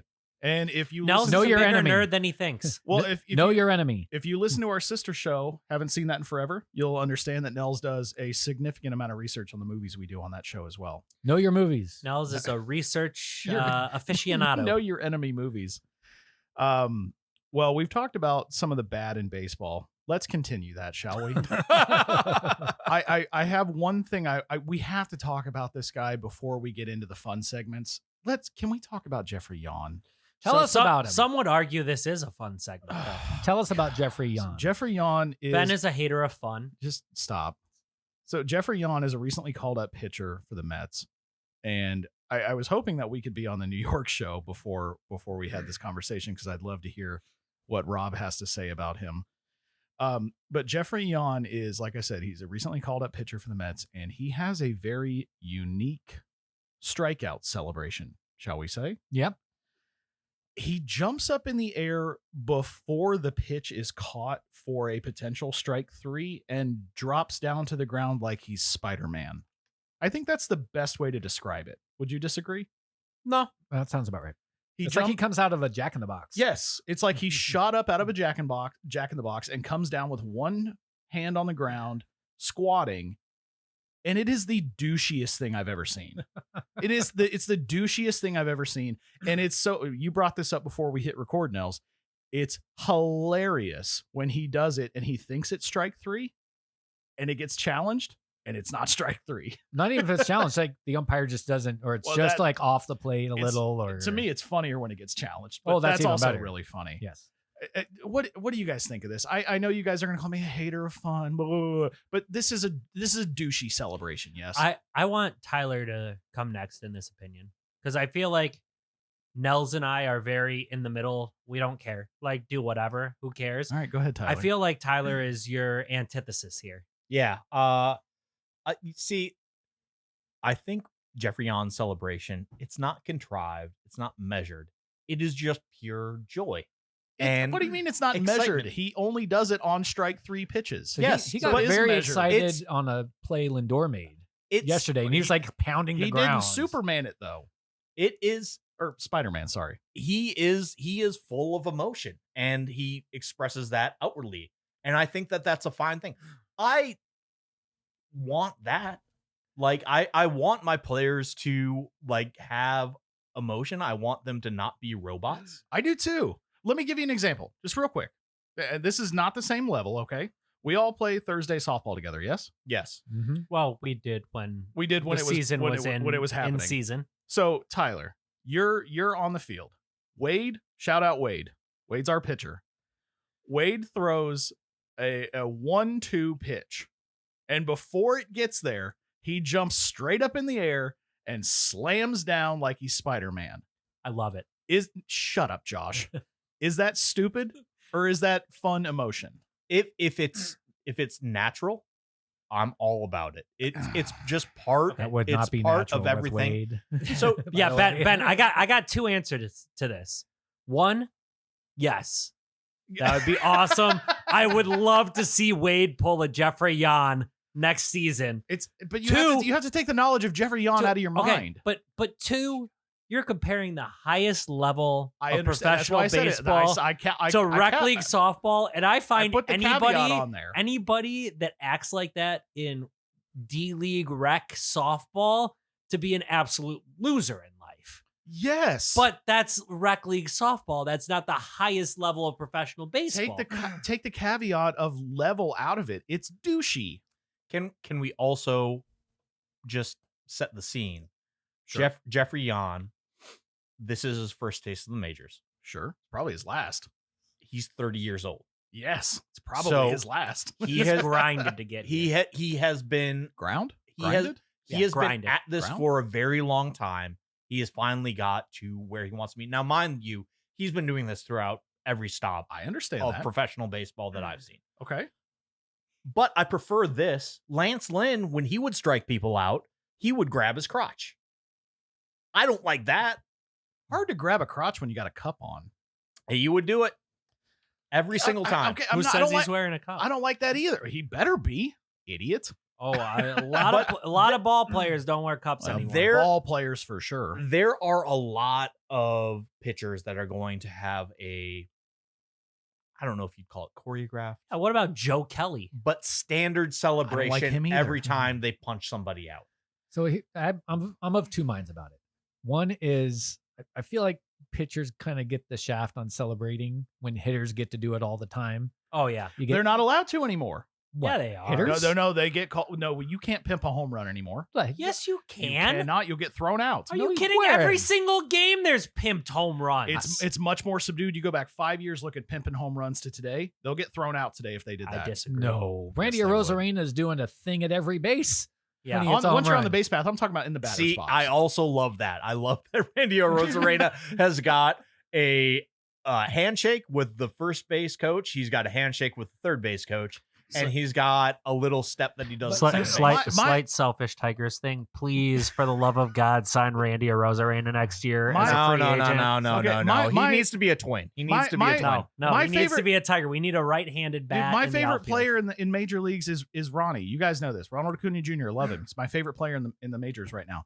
He has this like stutter step as he crosses third when he hits a home run. Yeah, Miguel I- Cabrera did that. Too. I think it's douchey. I think it's stupid. Ben hates fun. I don't hate fun. That's not fun. So- That's showing well, everybody up. here- Act like you've Yeah. been there before. Man. So- Again, another instance where I wish we had a video show. So my stance on the home run thing is your reward is you get to run around the bases. That's it. Not do the Texas two-step around first and do a cool high five move at second, do push-ups at third, and do a cartwheel around home. Do your taxes as you're rounding second base. As long if you do something and it doesn't stop your momentum, that's fine. But stopping at every base and doing something is a bit much. You want to know my opinion? No. Does the Well, yeah, I know you don't. No, go That was a ahead. bad question. Reframe it. I'm gonna give you my opinion. Does it impact what actually happens in the game? No. Then I don't give a crap. It also is not done at the player that he just punched How out. do you know that? It just seems like a Well, celebration of be- excitement. Because we have seen actually recently Francisco Lindor made a great diving play a couple days ago while Jan was pitching. He threw that same celebration with a little bit more emphasis to it in like celebration of his teammate making the play. He doesn't just do it for himself. He did it for his teammates making a play too. At what point does a coach come up to him and say, "Hey, you're gonna rip an Achilles. You do that again." That's at- the other thing. is At he's which point they do gonna that do is something. when he injures himself or he sucks at baseball. He sucks at baseball now. He's fine. So Rosarena, he does that on a home run. He doesn't do it on every hit. He doesn't do it on a base hit.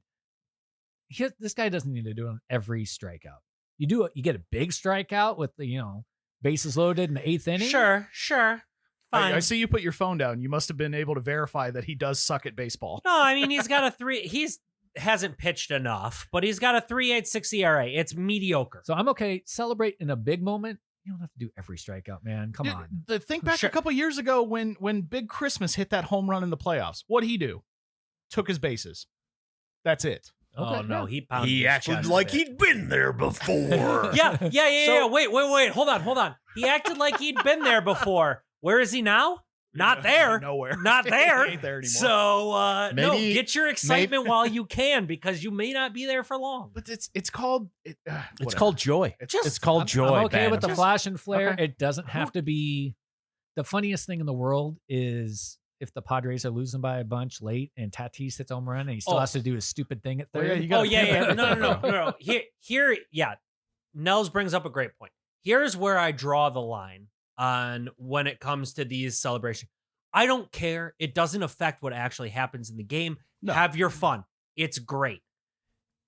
This is the worst in football, but I'll do it in baseball terms. Yeah, it's 9-1 with 2 outs in the 9th, and you hit a solo home run. Just Yeah. run the bases. There's nothing I hate more than a cornerback in football doing this whole big I made a pass breakup celebration when a wide receiver dropped the ball and they're down 4 touchdowns in the 4th. It's like you didn't do that, bro. you've got to have some, like, if Jeffrey Yon's doing that when he strikes a guy out when he's in mop-up duty and they're down 8, then I'm like, chill, brother. Okay, But if he it's, does it on batter 1.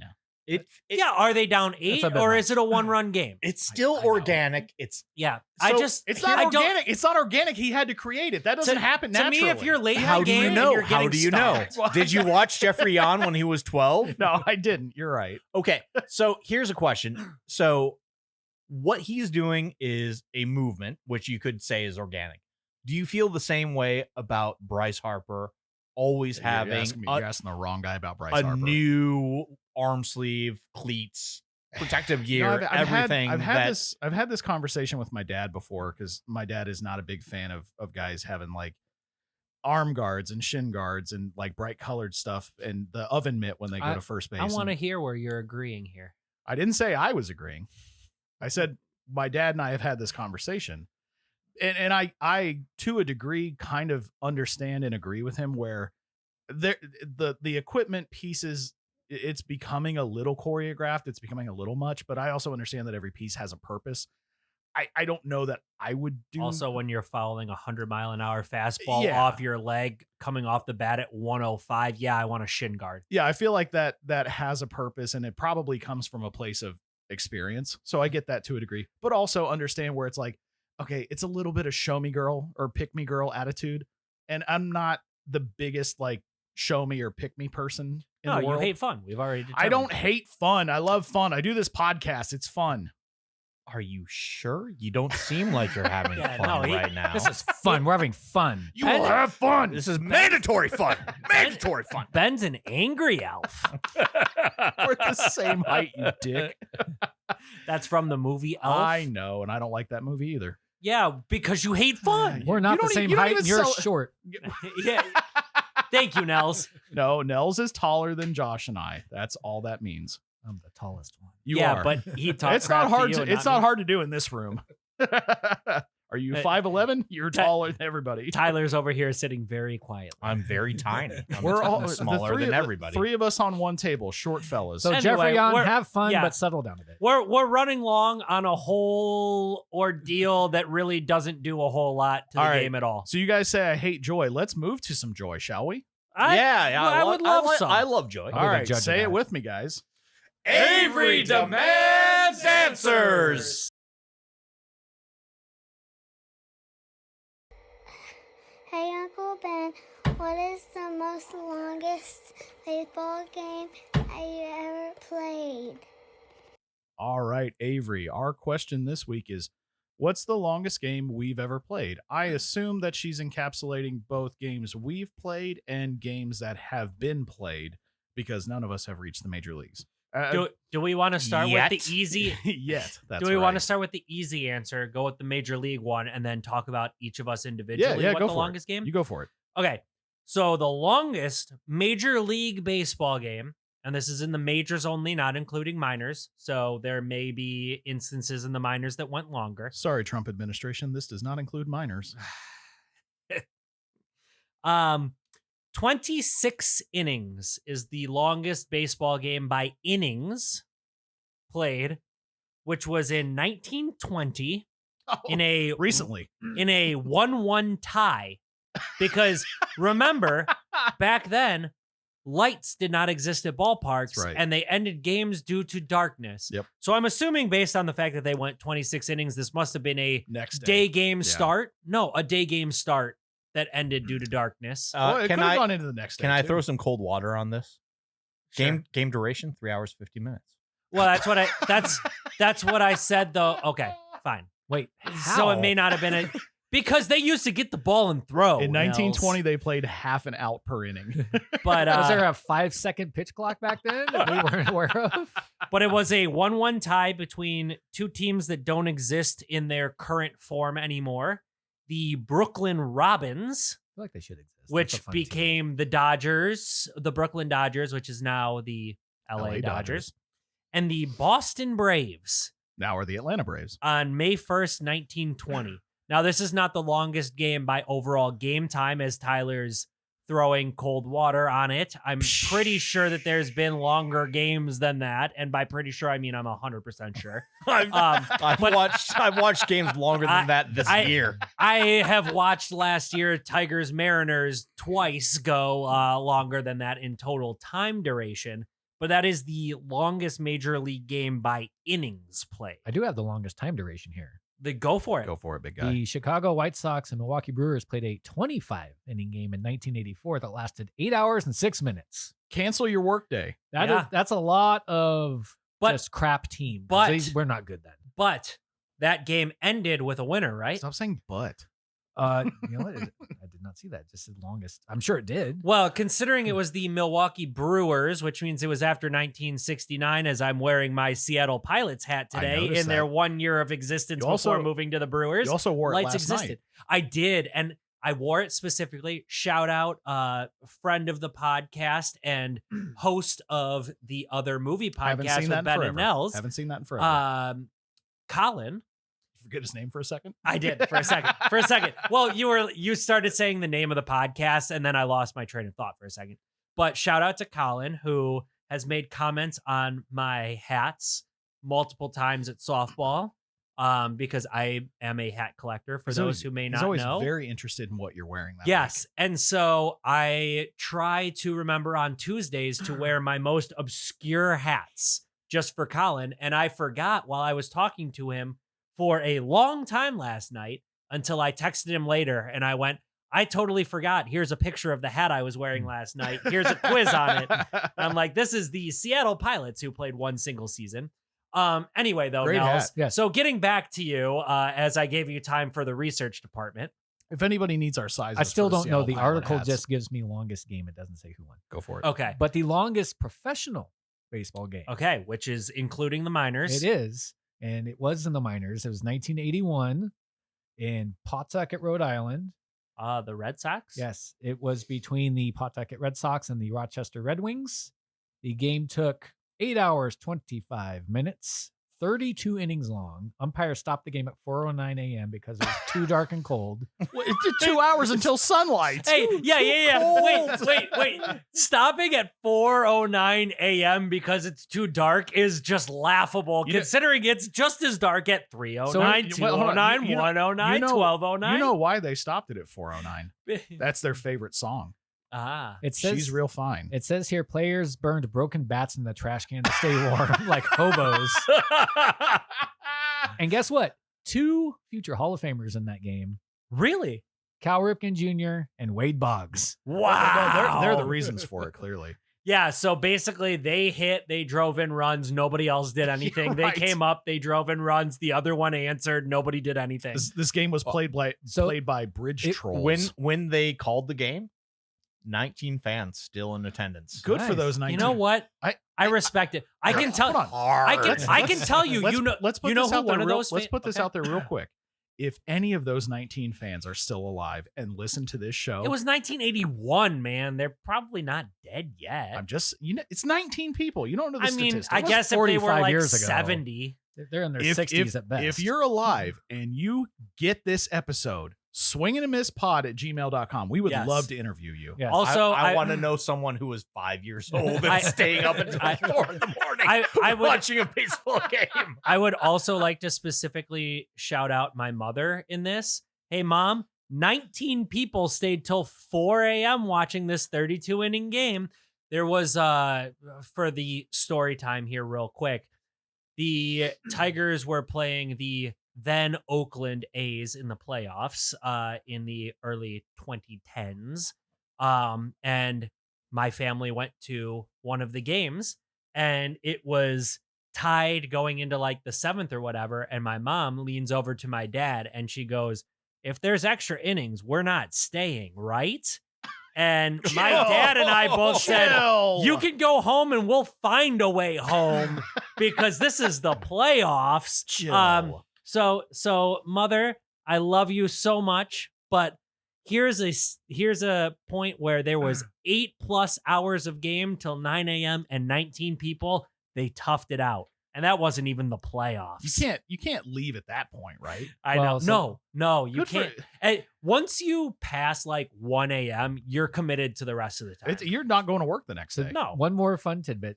They didn't restart the game until it ended. It ended on April 18th. That was when it started. They didn't restart it until June 23rd. It lasted one more inning, 33 innings total. Pawtucket won 3-2.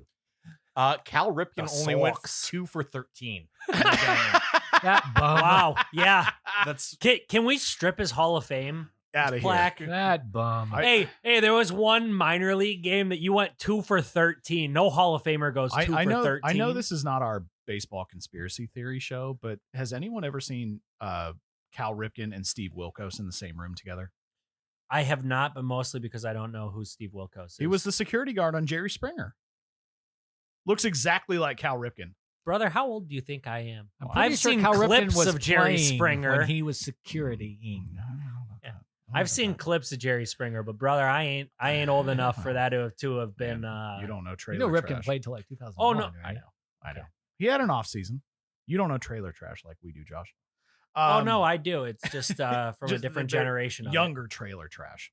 Are you kidding? We had Teen Mom as a That's true, you did. show. Yeah, that's fun. Yeah, it's fun. So Yeah, they're all on OnlyFans now. Okay, so the kids, the kids, not the children. I hope not. Good lord. not the teen moms, but Good the kids Lord. of the teen moms. I hope your niece is still listening to this segment. Oh, Sorry, Avery. yep. Forgot where we were in the show. My bad. Okay, longest game you've played. I don't remember. 10 or 11 innings. I don't think it's anything more than that. I can say I played in a playoff game in TBB, which was Troy Baseball Boosters, which was our rec league growing up in Troy, Michigan. I got to tell you, they've gotten a lot of free ads on this show. They need to pony up some dough. I'm proud of where I'm from, brother. But we played a playoff game that did get called to darkness because there was not lights at that field, and we resumed the next week in that game. I'm pretty sure it went 12 innings, and we normally played 7. And again, it was one of those where we went into the night and got called to darkness and came back a week later and finished it. Can we count softball doubleheaders? Yeah, where go we for play it. 14 innings? Yeah, go for it. Sure. Okay. Did we do that? Play we've done doubleheader that. leagues all the time. Yeah, 7 and 7. You're right. Oh, yeah, not a single. We're talking about the single game. Well, She that's said- like back she to back. said single. Yeah, and Well, I'm just and saying we my- played 14 innings. My Like in a TBB row. playoff game was still longer than that. Yeah, fair enough. That's it. Tyler? I have no idea. Sorry, Longest- Avery. Tyler Not- has failed you this week. I have never played a I- exceptionally long baseball I game. mostly remember, shout out if there's some way, somehow, that the depths of the internet has brought this podcast to Joel Brodzinski, who was on the opposing team that I was playing in the TBB playoffs. He posted about it on Facebook some 15 years ago, and it I- came up on my I memories will pay. semi recently, and that will- is why I remember. I will pay for this interview. Yeah. I will pay for this interview. I pretty much remember that because Joel's post about getting back at it. Chukri Vengadam, you were also on it, my boy Chukri. Chuckery, yeah. where you at, bro? Yeah, we were me and Chukri played together on the same team. Joel was on the opposing team. If we're throwing, but his post was out there. So if we're if throwing- either of you are listening, if we're throwing names out there, I think the game that I played 10 or 11 innings was against the opposing pitcher was Andrew Constantinides. So if you're out there, bro, Yeah. I think you were in the Steel Workers Union last I knew. So I'm pretty hit us sure. up. I'm pretty sure at this point neither Joel nor Chukri even remember my existence. But if they do, Chukri was in one of my Facebook profile pictures back in the day. We Well, were we'll in have to- chemistry class. Everybody friend request Josh. Yeah. His last So- name is unknown. But anyway, yeah. So, but my main point to that is I mostly remember that because of a Facebook memory from about 15 years ago that showed up, and it was like Back Joel when being the- like an absolute thriller in the TBB playoffs. Come see our resumed game. Back when the Dodgers were going bankrupt. Yes, exactly. Dodgers were going bankrupt, and Josh, Joel, and Chukri were playing in a 12-inning, 2-day affair in TBB playoffs. Thank you, Avery, for the question this week. Also, everyone, please give a quick shout out to Avery, who started kindergarten this week. Yay, Avery! Yay! Way to go, All right. Avery. The And- start of the rest of your life. Only begins 13 now. more years to go. That's right. Yeah. And she's going to the same school that her mom teaches at, so that's exciting. Oh, She gets to go with her mom. what grade does her mom teach? Elementary school music. Okay. Yep. When do they start being in music classes? I don't know. Maybe maybe next episode's Avery Demands Answers, she can ask us a question about school or music Yeah. that yeah. she might want to know. It was mostly my question is when is the first time that she will encounter her mother in the school environment? Because that is always a fun first. I would probably guess first, but I don't Uh-huh. because we didn't do music in kindergarten that I remember. I So, don't think we did I don't- either, but yeah. I don't really remember that far back. it's been a long time since I was in kindergarten, so I for don't know. all of us. Yeah, we can say that for you too. Quickly before we get into Ballpark Brews and trivia to round this episode out, we need to talk about our sponsors.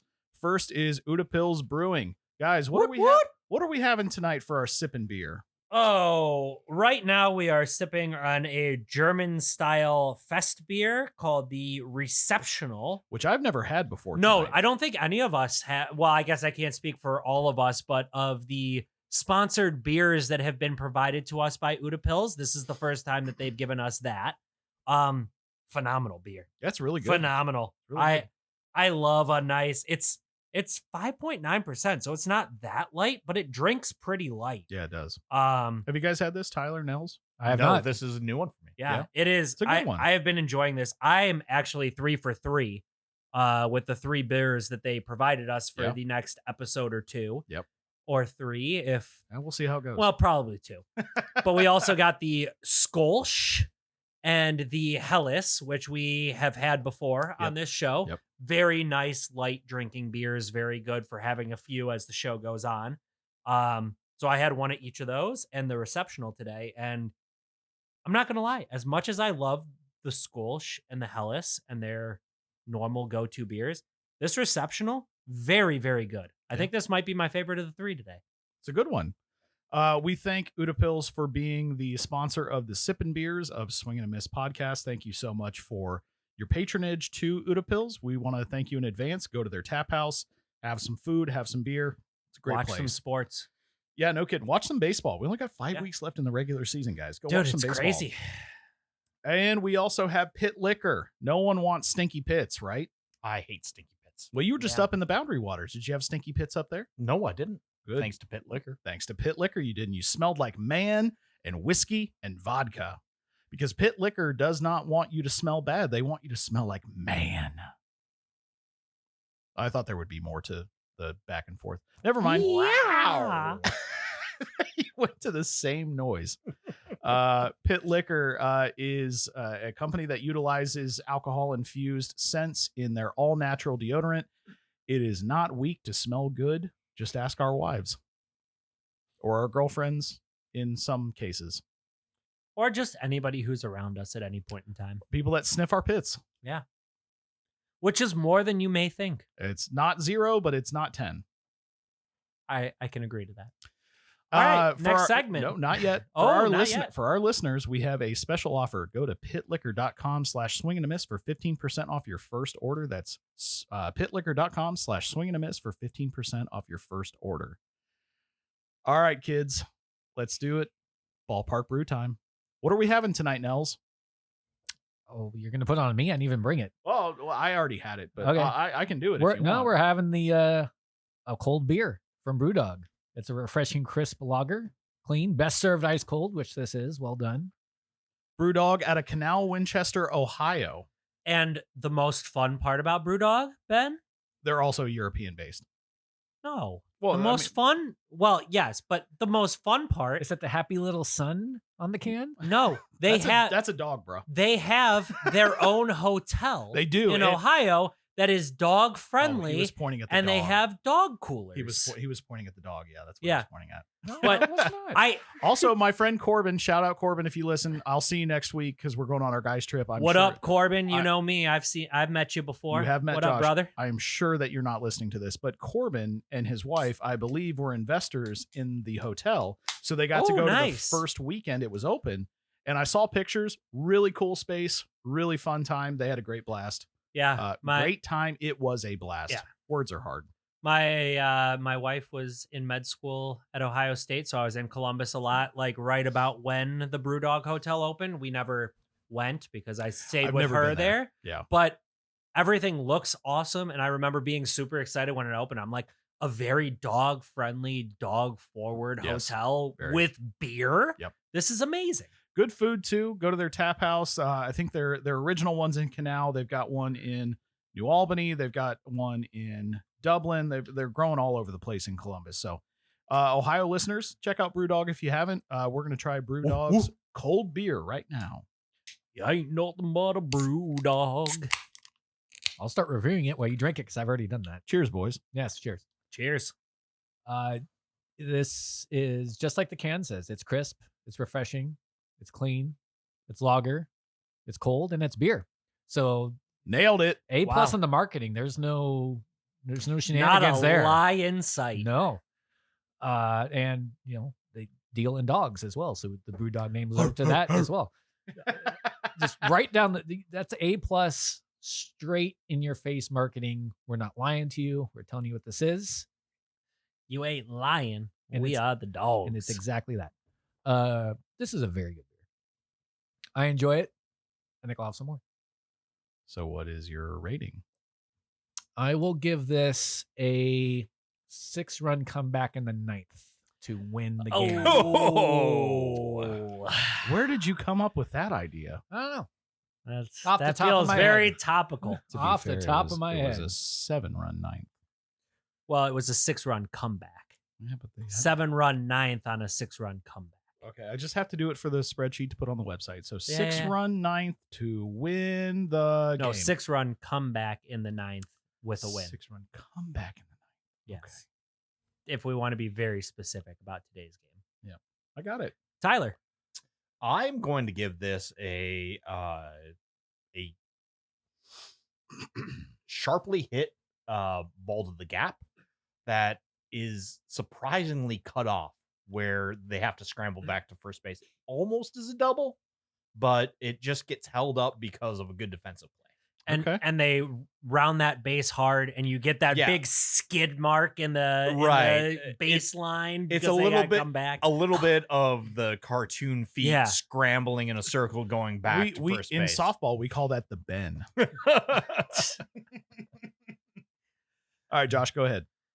So, Brewdog is one of those sentimental breweries to me. Back when I was going to Columbus all the time. As I have gotten older, lagers have become much more my taste in beer. The older you get, the more you like the lighter stuff. Tell me about it. So I don't know if it's probably some recency bias about how much I like this comparatively, but I know I have loved Brewdog beers in the past, back when I was younger and I could handle more with a bigger punch and a lot more flavor. So it's not my favorite Brewdog beer I've ever had because they've had some other really good ones, especially from my youth. Elvis juice. Yes, Elvis Juice is very good. Yep. So because it's not my favorite of all of the Brewdogs, but it is still an incredibly good beer, I'd give this one a double that gets between the left center gap. Center fielder closes it down, holds you to 2 instead of 3, but still a nice sharply hit double into the gap. Very good beer. But Brewdog itself still has beers that are better. And That's fair. that is a compliment to Brewdog because this is a very good beer. I just have had better from them.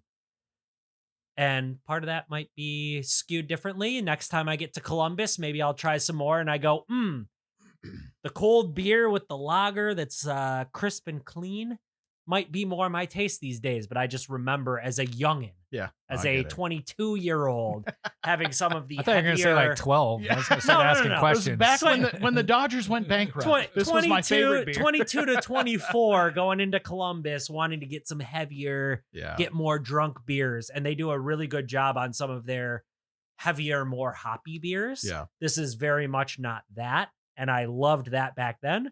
Maybe I have a very different taste today. Still very good. Still love it. Sharp double. Yep. But Brewdog has some other very flavorful beers that I like They really do. as well. They really do. I'm a little biased because it is an Ohio beer. One thing that I can't wait for is when we are in the off season and it's Christmas time. I can't wait to introduce you guys to Dad Beer by Rheingeist. Ooh, yeah. Oh, it's so good. And maybe I'll have to bring in some Bell's Christmas Ale too. I We'll will- get all of our hometown Christmas ales. I'm gonna be in Michigan next week. Maybe I can snag some. Too early still. Too early still. Yeah, too early October still. is probably when we're looking at that. Oh, probably closer to November. Oh, bummer. Okay. I'll well. look at their calendar while you do this. So this is one that I think I could have so many of and not worry about it because they're so light, they're so crisp, they're so good. Do you guys remember in the playoffs last year when the Braves were playing the Phillies? I think it was game 2 of that series, and Michael Harris caught a liner at the wall in center field for the second out of the game, and he threw it back in, and Austin Riley cut the throw off and hit first base to double up Bryce Harper to end the game. You guys remember that? I actually do. Yeah. No, you don't remember that? Look that play up because it's one of the greatest plays I've ever seen. This feels like that to me, where it's you have made an incredibly impressive defensive play that turns into an even more impressive defensive play. So I know we've done our ratings as single, double, triple, home run, all that. You're going to make this a defensive play I'm instead making of this, an offensive I'm one. making this I like a it. defensive MVP play because it is delicious, it is crisp, it is light, and it's amazing. So thank you to Brewdog for making this beer. Hats off to Brewdog, despite being an Ann Arbor, University of Michigan grad. You grew up as an Ohio State fan. The Columbus beers, there's some good ones out there. Brewdog gets the love. There's a lot of good Michigan beers too. I'll give you that. Oh, absolutely. I'm telling you, all the brew stuff, all the Bell's brews are Dude, the best. Bell's is great. Bell's And- is still and- my favorite brewery of all time, and but I Brewdog am- does some good stuff. And I am flying into Detroit next week. And where am I going? You are going to go to Atwater Brewing in Going to Detroit. Atwater. Absolutely. Yeah, get the Dirty Blonde. I'm not a big fan of blonde ales in general. I'm not either. Dirty Blonde, But- very good. I will trust your recommendation. Very good. Also, if you happen to get the beer, the beer. If you happen to get the bottle, You happen to get the beer. you at happen to get the brewery. bottle of the beer, the label. It's a very good artwork on the label. So, And we've run into that a couple of times with our good friends up at Bent Paddle. Do great artwork. yeah, I am a sucker for good artwork on a beer bottle or can. In fact, one of my groomsmen in my wedding used to work for Falling Knife Brewing here in the Twin Cities. They've done really good art on their cans through the years. I'm a sucker for some good art. That'll get me to buy a beer I wouldn't usually buy. I agree. All right. So what say you we do some trivia? What say you? Who would like to start? I'm going to say that before I give you the category. Nels. Feels like this is a Nels episode. Yeah, Nels wants should to. start. Okay. All right. Good. I didn't want Josh to start, and he'll find out later why. Excellent. Well, not far from later, I'm sure. Well, not far. So, because this is a couple weeks after the trade deadline, there's not a whole lot going on in terms of momentous things in baseball.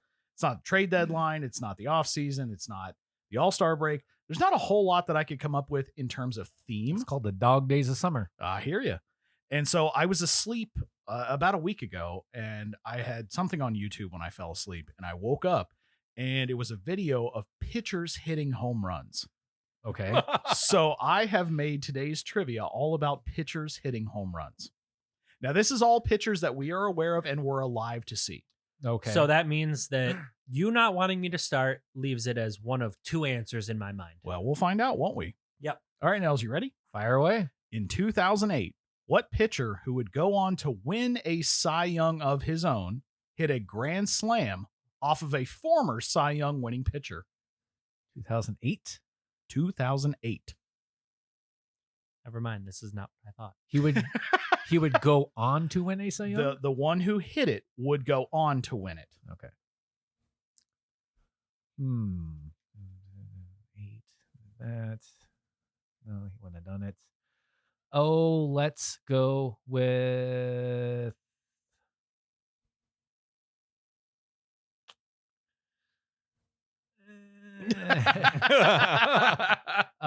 Chris Carpenter. No. Okay. Josh? Zach Greinke. No. Great guess. Okay. Great guess, G- though. Greinke was a good hitting pitcher. Good guess. And I'm pretty sure his Cy Young was 09. Might have been. Greinke was going to be my guess. So now Ha, I'm. That makes it a good guess because may, Tyler thought it it may too. or may not be royalty. I don't know. Ooh. Would this be Felix Hernandez? It's King Felix. That's right. Oh. Nice job. I do not Do you remember know- King Felix hitting a grand slam. Do you know who he hit it off of?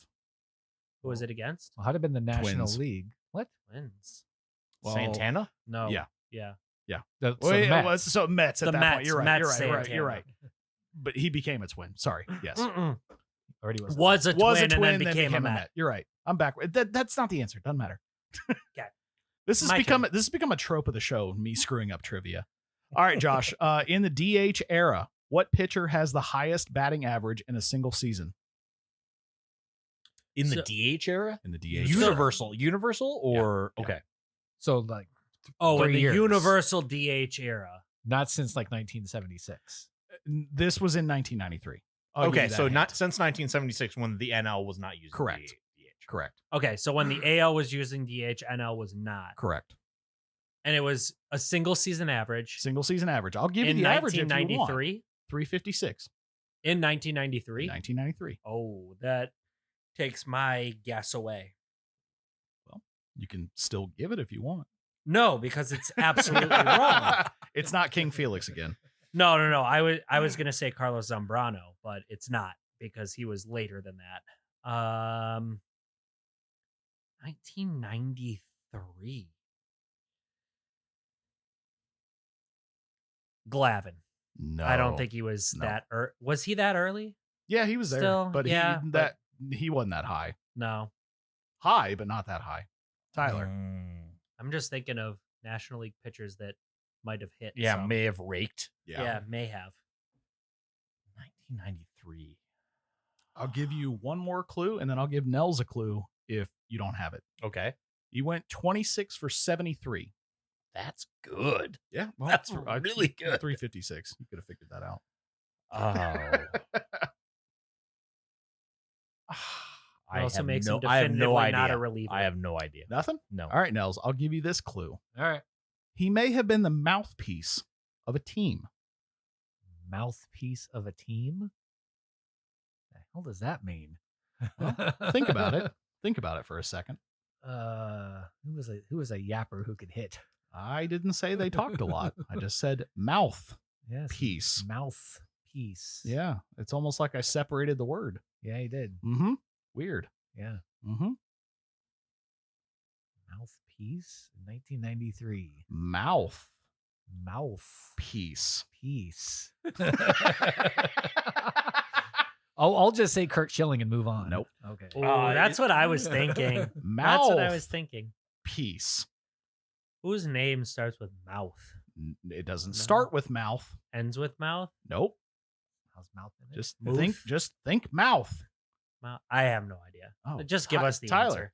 Ron Darling? Oral Hershiser. Oh, oral. Ah, Oral.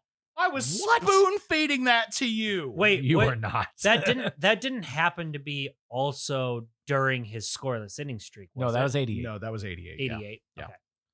I I know your- didn't think so. Know your enemy. Oral Hirschweiser was a twig. Like I cannot. I don't know what happened to him. I cannot imagine him raking. 1993, they didn't care about steroids, apparently. He was the Luis Ariz of his day. There Little you slap go. hitter.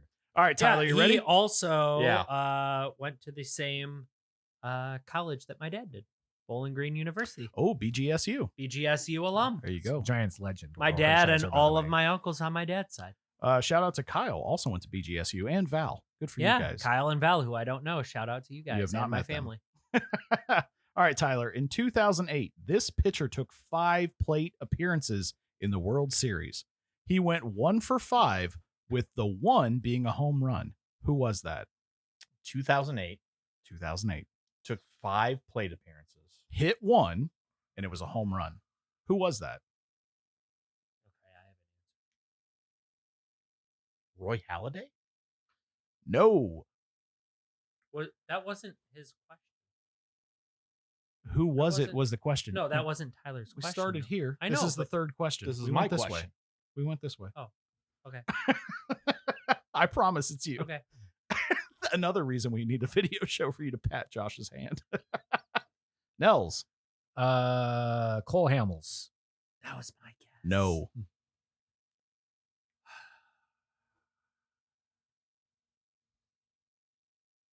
It's good for a podcast. Dead It air. wasn't 2008. 2008. Would have been Phillies Rays. Yep. Wasn't James Shields, was it? I will give you a hint on the next guess, Tyler. Okay. I think Then say it. no, it'll come back. You to haven't me. guessed. I said James Shields. Oh, no, that's wrong. he all was right. on that Rays team. So here's the hint. Fun fact, he has one more World Series home run than Willie Mays. It's just mean. I don't know. David Price. No. Okay.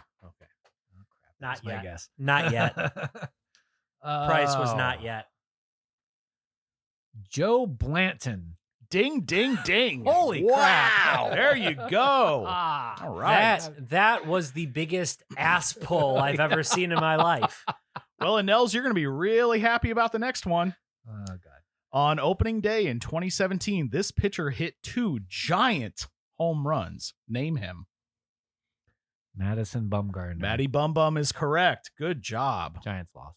Yeah. Oh, no. Bullpen blew it. Boy, they haven't fixed that. Yeah, in what else 9 is years. new? No, they have not. All right, Josh, you ready?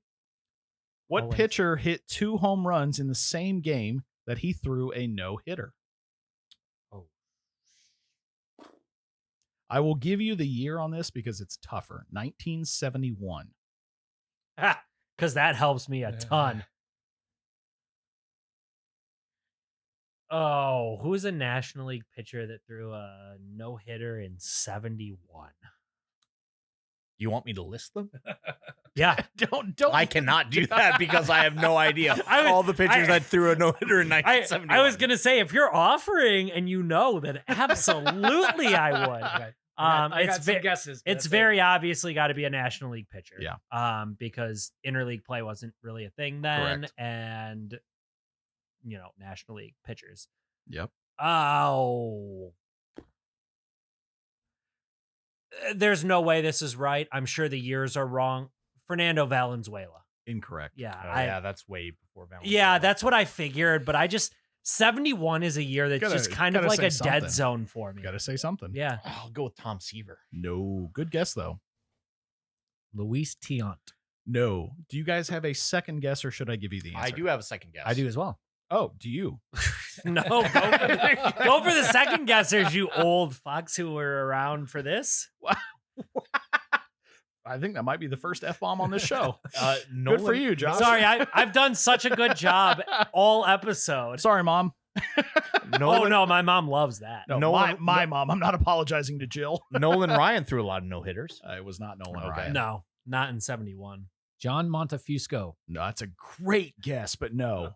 It's Rick Wise. Okay. All right. Yeah, I would not have gotten that. All right, Tyler. In Yes. 1992, this pitcher hit an inside the park home run, the only home run of his career. Name him. Whoa. But I don't think you do. You should know it, but I don't think you do. I don't think I do either, but I should. This is the ASMR trivia segment. I knew this at one point in my Man. life. I don't think this is correct, but I delight in the image that's going through my mind right now of Pedro Martinez as an No. expo slapping No. it and then hustling around the That- bases. That's a great That- guess. I'm not gonna lie, that was the first thing that came to my mind was skinny Pedro. Yeah.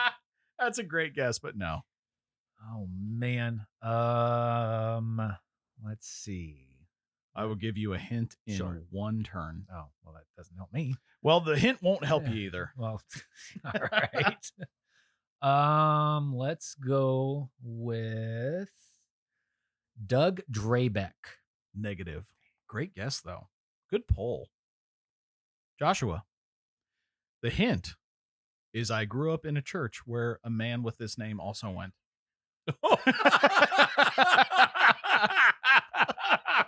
You guys are laughing like you know this. No, they're I'm not. laughing Oh. at the absurdity. Yeah. of- Oh, okay. there's Okay. I'm like, no. I'm like, am I the only one No. not on the inside of this inside joke? Rewind it 20 seconds. I told you the hint would not help you. Yeah. The way that they both reacted immediately, I'm like, am I on the outside of an inside joke? It's because It's it's because ridiculous. You don't There's know no the possible- roster of the church Yeah. that Ben grew up in? I didn't know if this was something you said to us before, and you guys were like, "Oh, that guy," and I'm like, "Boy, I don't listen to Ben when he Oh, talks." Phil, you know. His name's not Phil. What, 91? You said 92. 92. I don't know that changes anything. But No, it doesn't. I have no answer. I have got no answer. Tyler? I don't think I've got an answer. Uh, for that. I used to know this though, and when you say it, I'm gonna be mad. Butch Henry.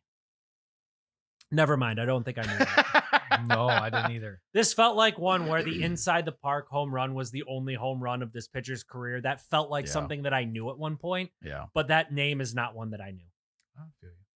All right, Tyler. Tyler, Yes. in 2002, this pitcher recorded his first MLB win and first MLB home run in the same game. However, he played 2 more seasons and never won another game or hit another home run. Name him. Oh my goodness. And I'm going to start with the clue. His last name is kind of a nickname for a home run. Oh man. Whose last name is Bomb? John Bomb. Someone Dingler. No, not a bad guess. The clue for you, Nels, is he almost has the exact same name as a Hall of Fame pitcher. All right. Oh, let's see here. 2002. 2002. Okay. First MLB win and first MLB home run. Never had another one of either. Oh, good Lord. Put your phone down. It's cheating. I'm looking up WNBA scores. Okay.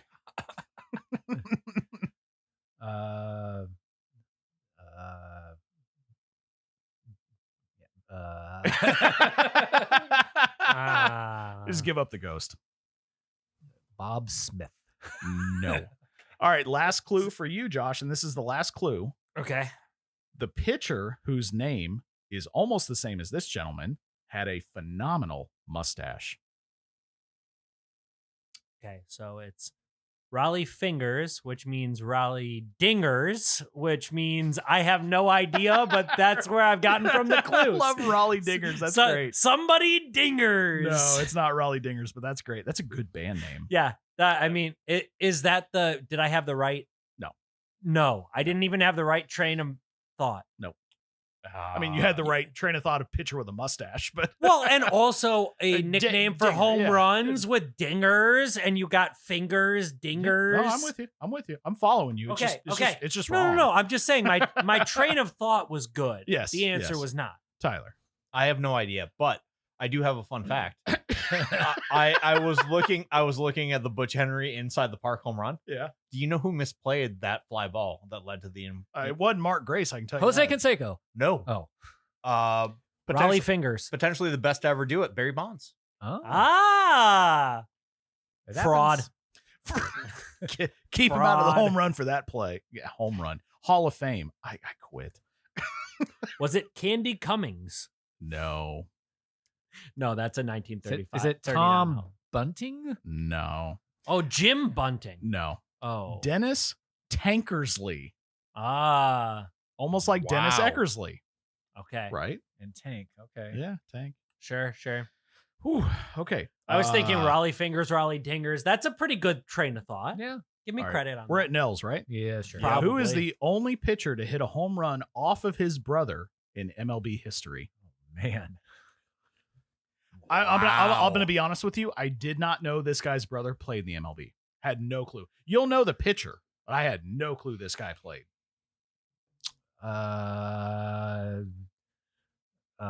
Steve Millwood. No, It's not Weaver, is it? No, because it is not.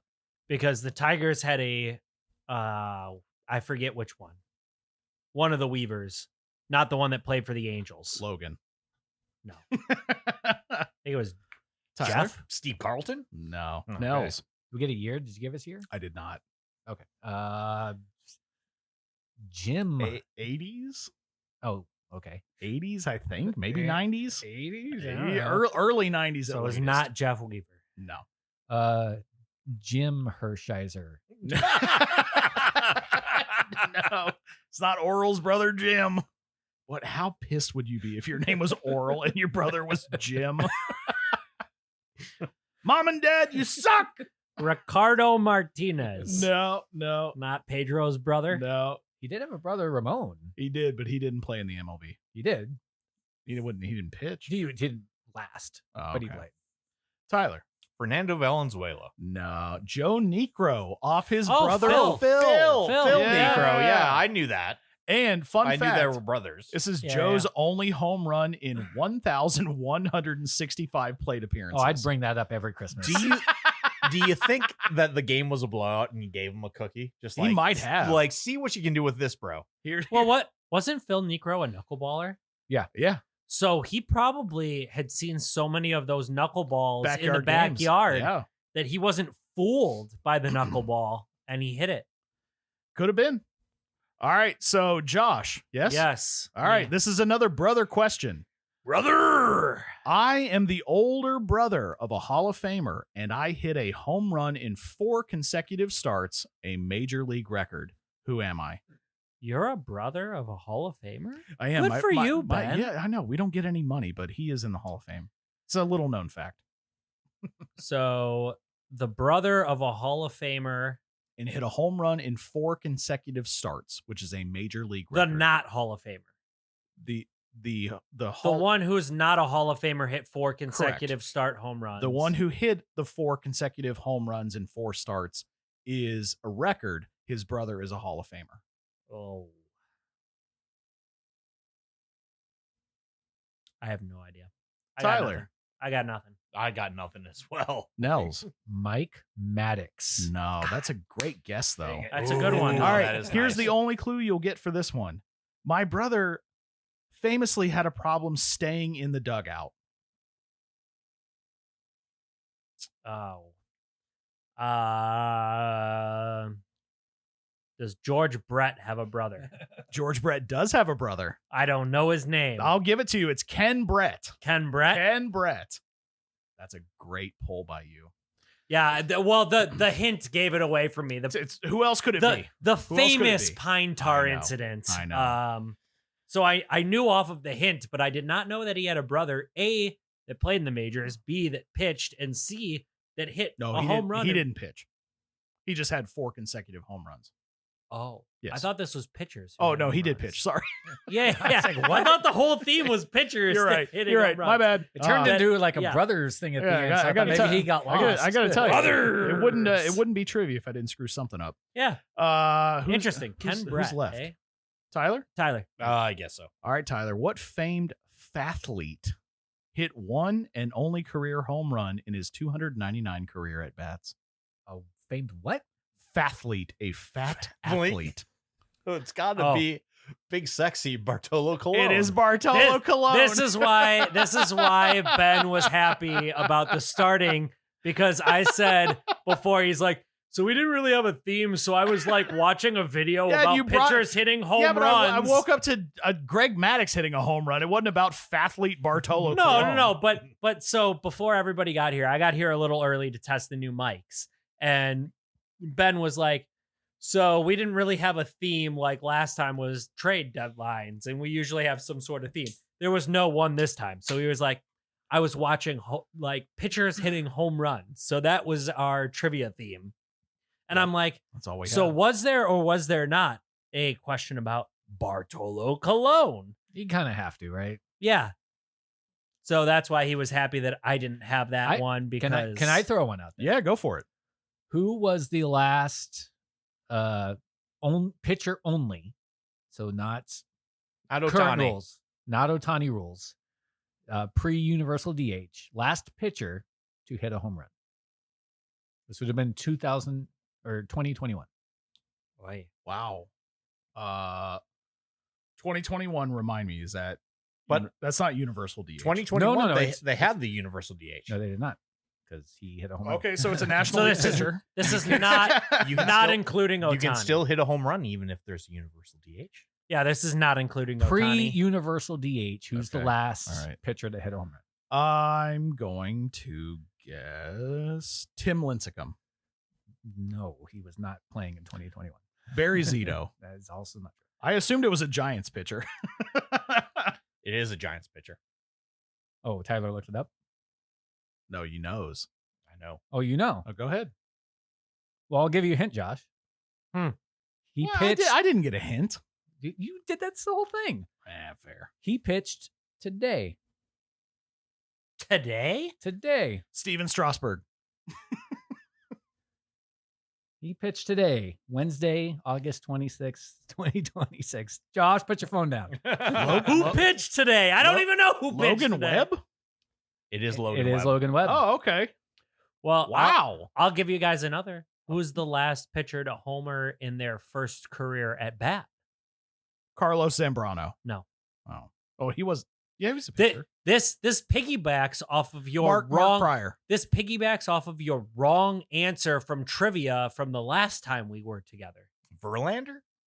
Scherzer. No. David Price. No, but you're hot. So it's who came back for David Price. I don't know who came back. I forget already. Oh. No, Joe Nuxall. Phil Necro. It was not the best pitcher that came back in that deal. I don't even remember who came back that was bad or good. I don't remember. Matt Boyd was the best pitcher that came back in that deal. Okay. I got nothing. Okay. Gilo Rabort was the worst pitcher that came back in that deal. Yeah, and I've always said and that. it's the one in the middle. I've always said that. I have no idea. Yes. Tell us, Josh. I'm also out. Let's wrap this thing up. Who the Tigers traded for one Reese Olson when he's healthy Very is cool. fantastic. Very cool. Daniel Norris. Nope. okay. Not- He yes, was give me a he was the million. headliner, the top prospect coming back from Toronto in the David Price deal. It was in Chicago in Wrigley Field. You give me a million guesses. I Not thought he was a chance. nose tackle for Miami. No, Honestly. Daniel Norris hit a home run in his first at bat at Wrigley Field for the Tigers. My goodness. So All right. there's pitchers who rake. That's pitchers who rake. I think that'll be the name of this episode.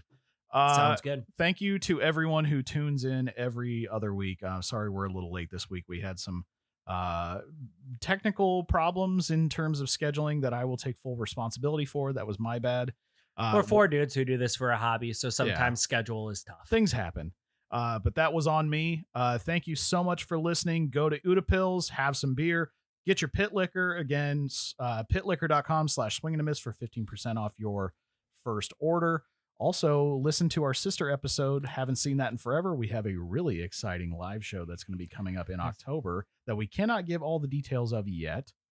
And we talk about our last movie was Congo, starring the late great Tim Curry. So Yes. R.I.P. to him as well as Dolly Parton. Yeah, What- absolutely. A week, man. Yeah, What a week. not a fun couple of days. No, we'll see how Thursday goes. Thank you guys so much for listening. Get on our socials at Swing and a Miss Pod on Instagram, Facebook, Twitter. Tyler mans the Twitter and loves to Hey- argue with people. Hey, Ben, do we have a YouTube? We do have a YouTube. It's YouTube/Swing and a Miss. .com/swingandamiss. .com/swing and a miss. Put in the URL correctly. Also, go to our socials to see recent clips of our interviews with both a Banana Paul. Well, that makes sense for Dakota McFadden, who I is know. definitively not Darren McFadden. No. We did an interview recently with Dakota McFadden, banana ball player for the Firefighters. Also, Savannah Bananas pitcher Frank Moscatello. Go there to see our interviews with them. It's also on our streams on Apple and Spotify and Podbean and Amazon, wherever you get your music. Both really good dudes. Absolutely. Had a great time talking with them, and we had a great time talking with you. Any last minute thoughts? No. I didn't have any middle minute thoughts. I didn't even first minute thoughts. Yeah. All right. That's episode 38. We went really long. Talk to you in a couple weeks. Bye. 2:20. That's a long time. That's a long episode. Fuck. That's a long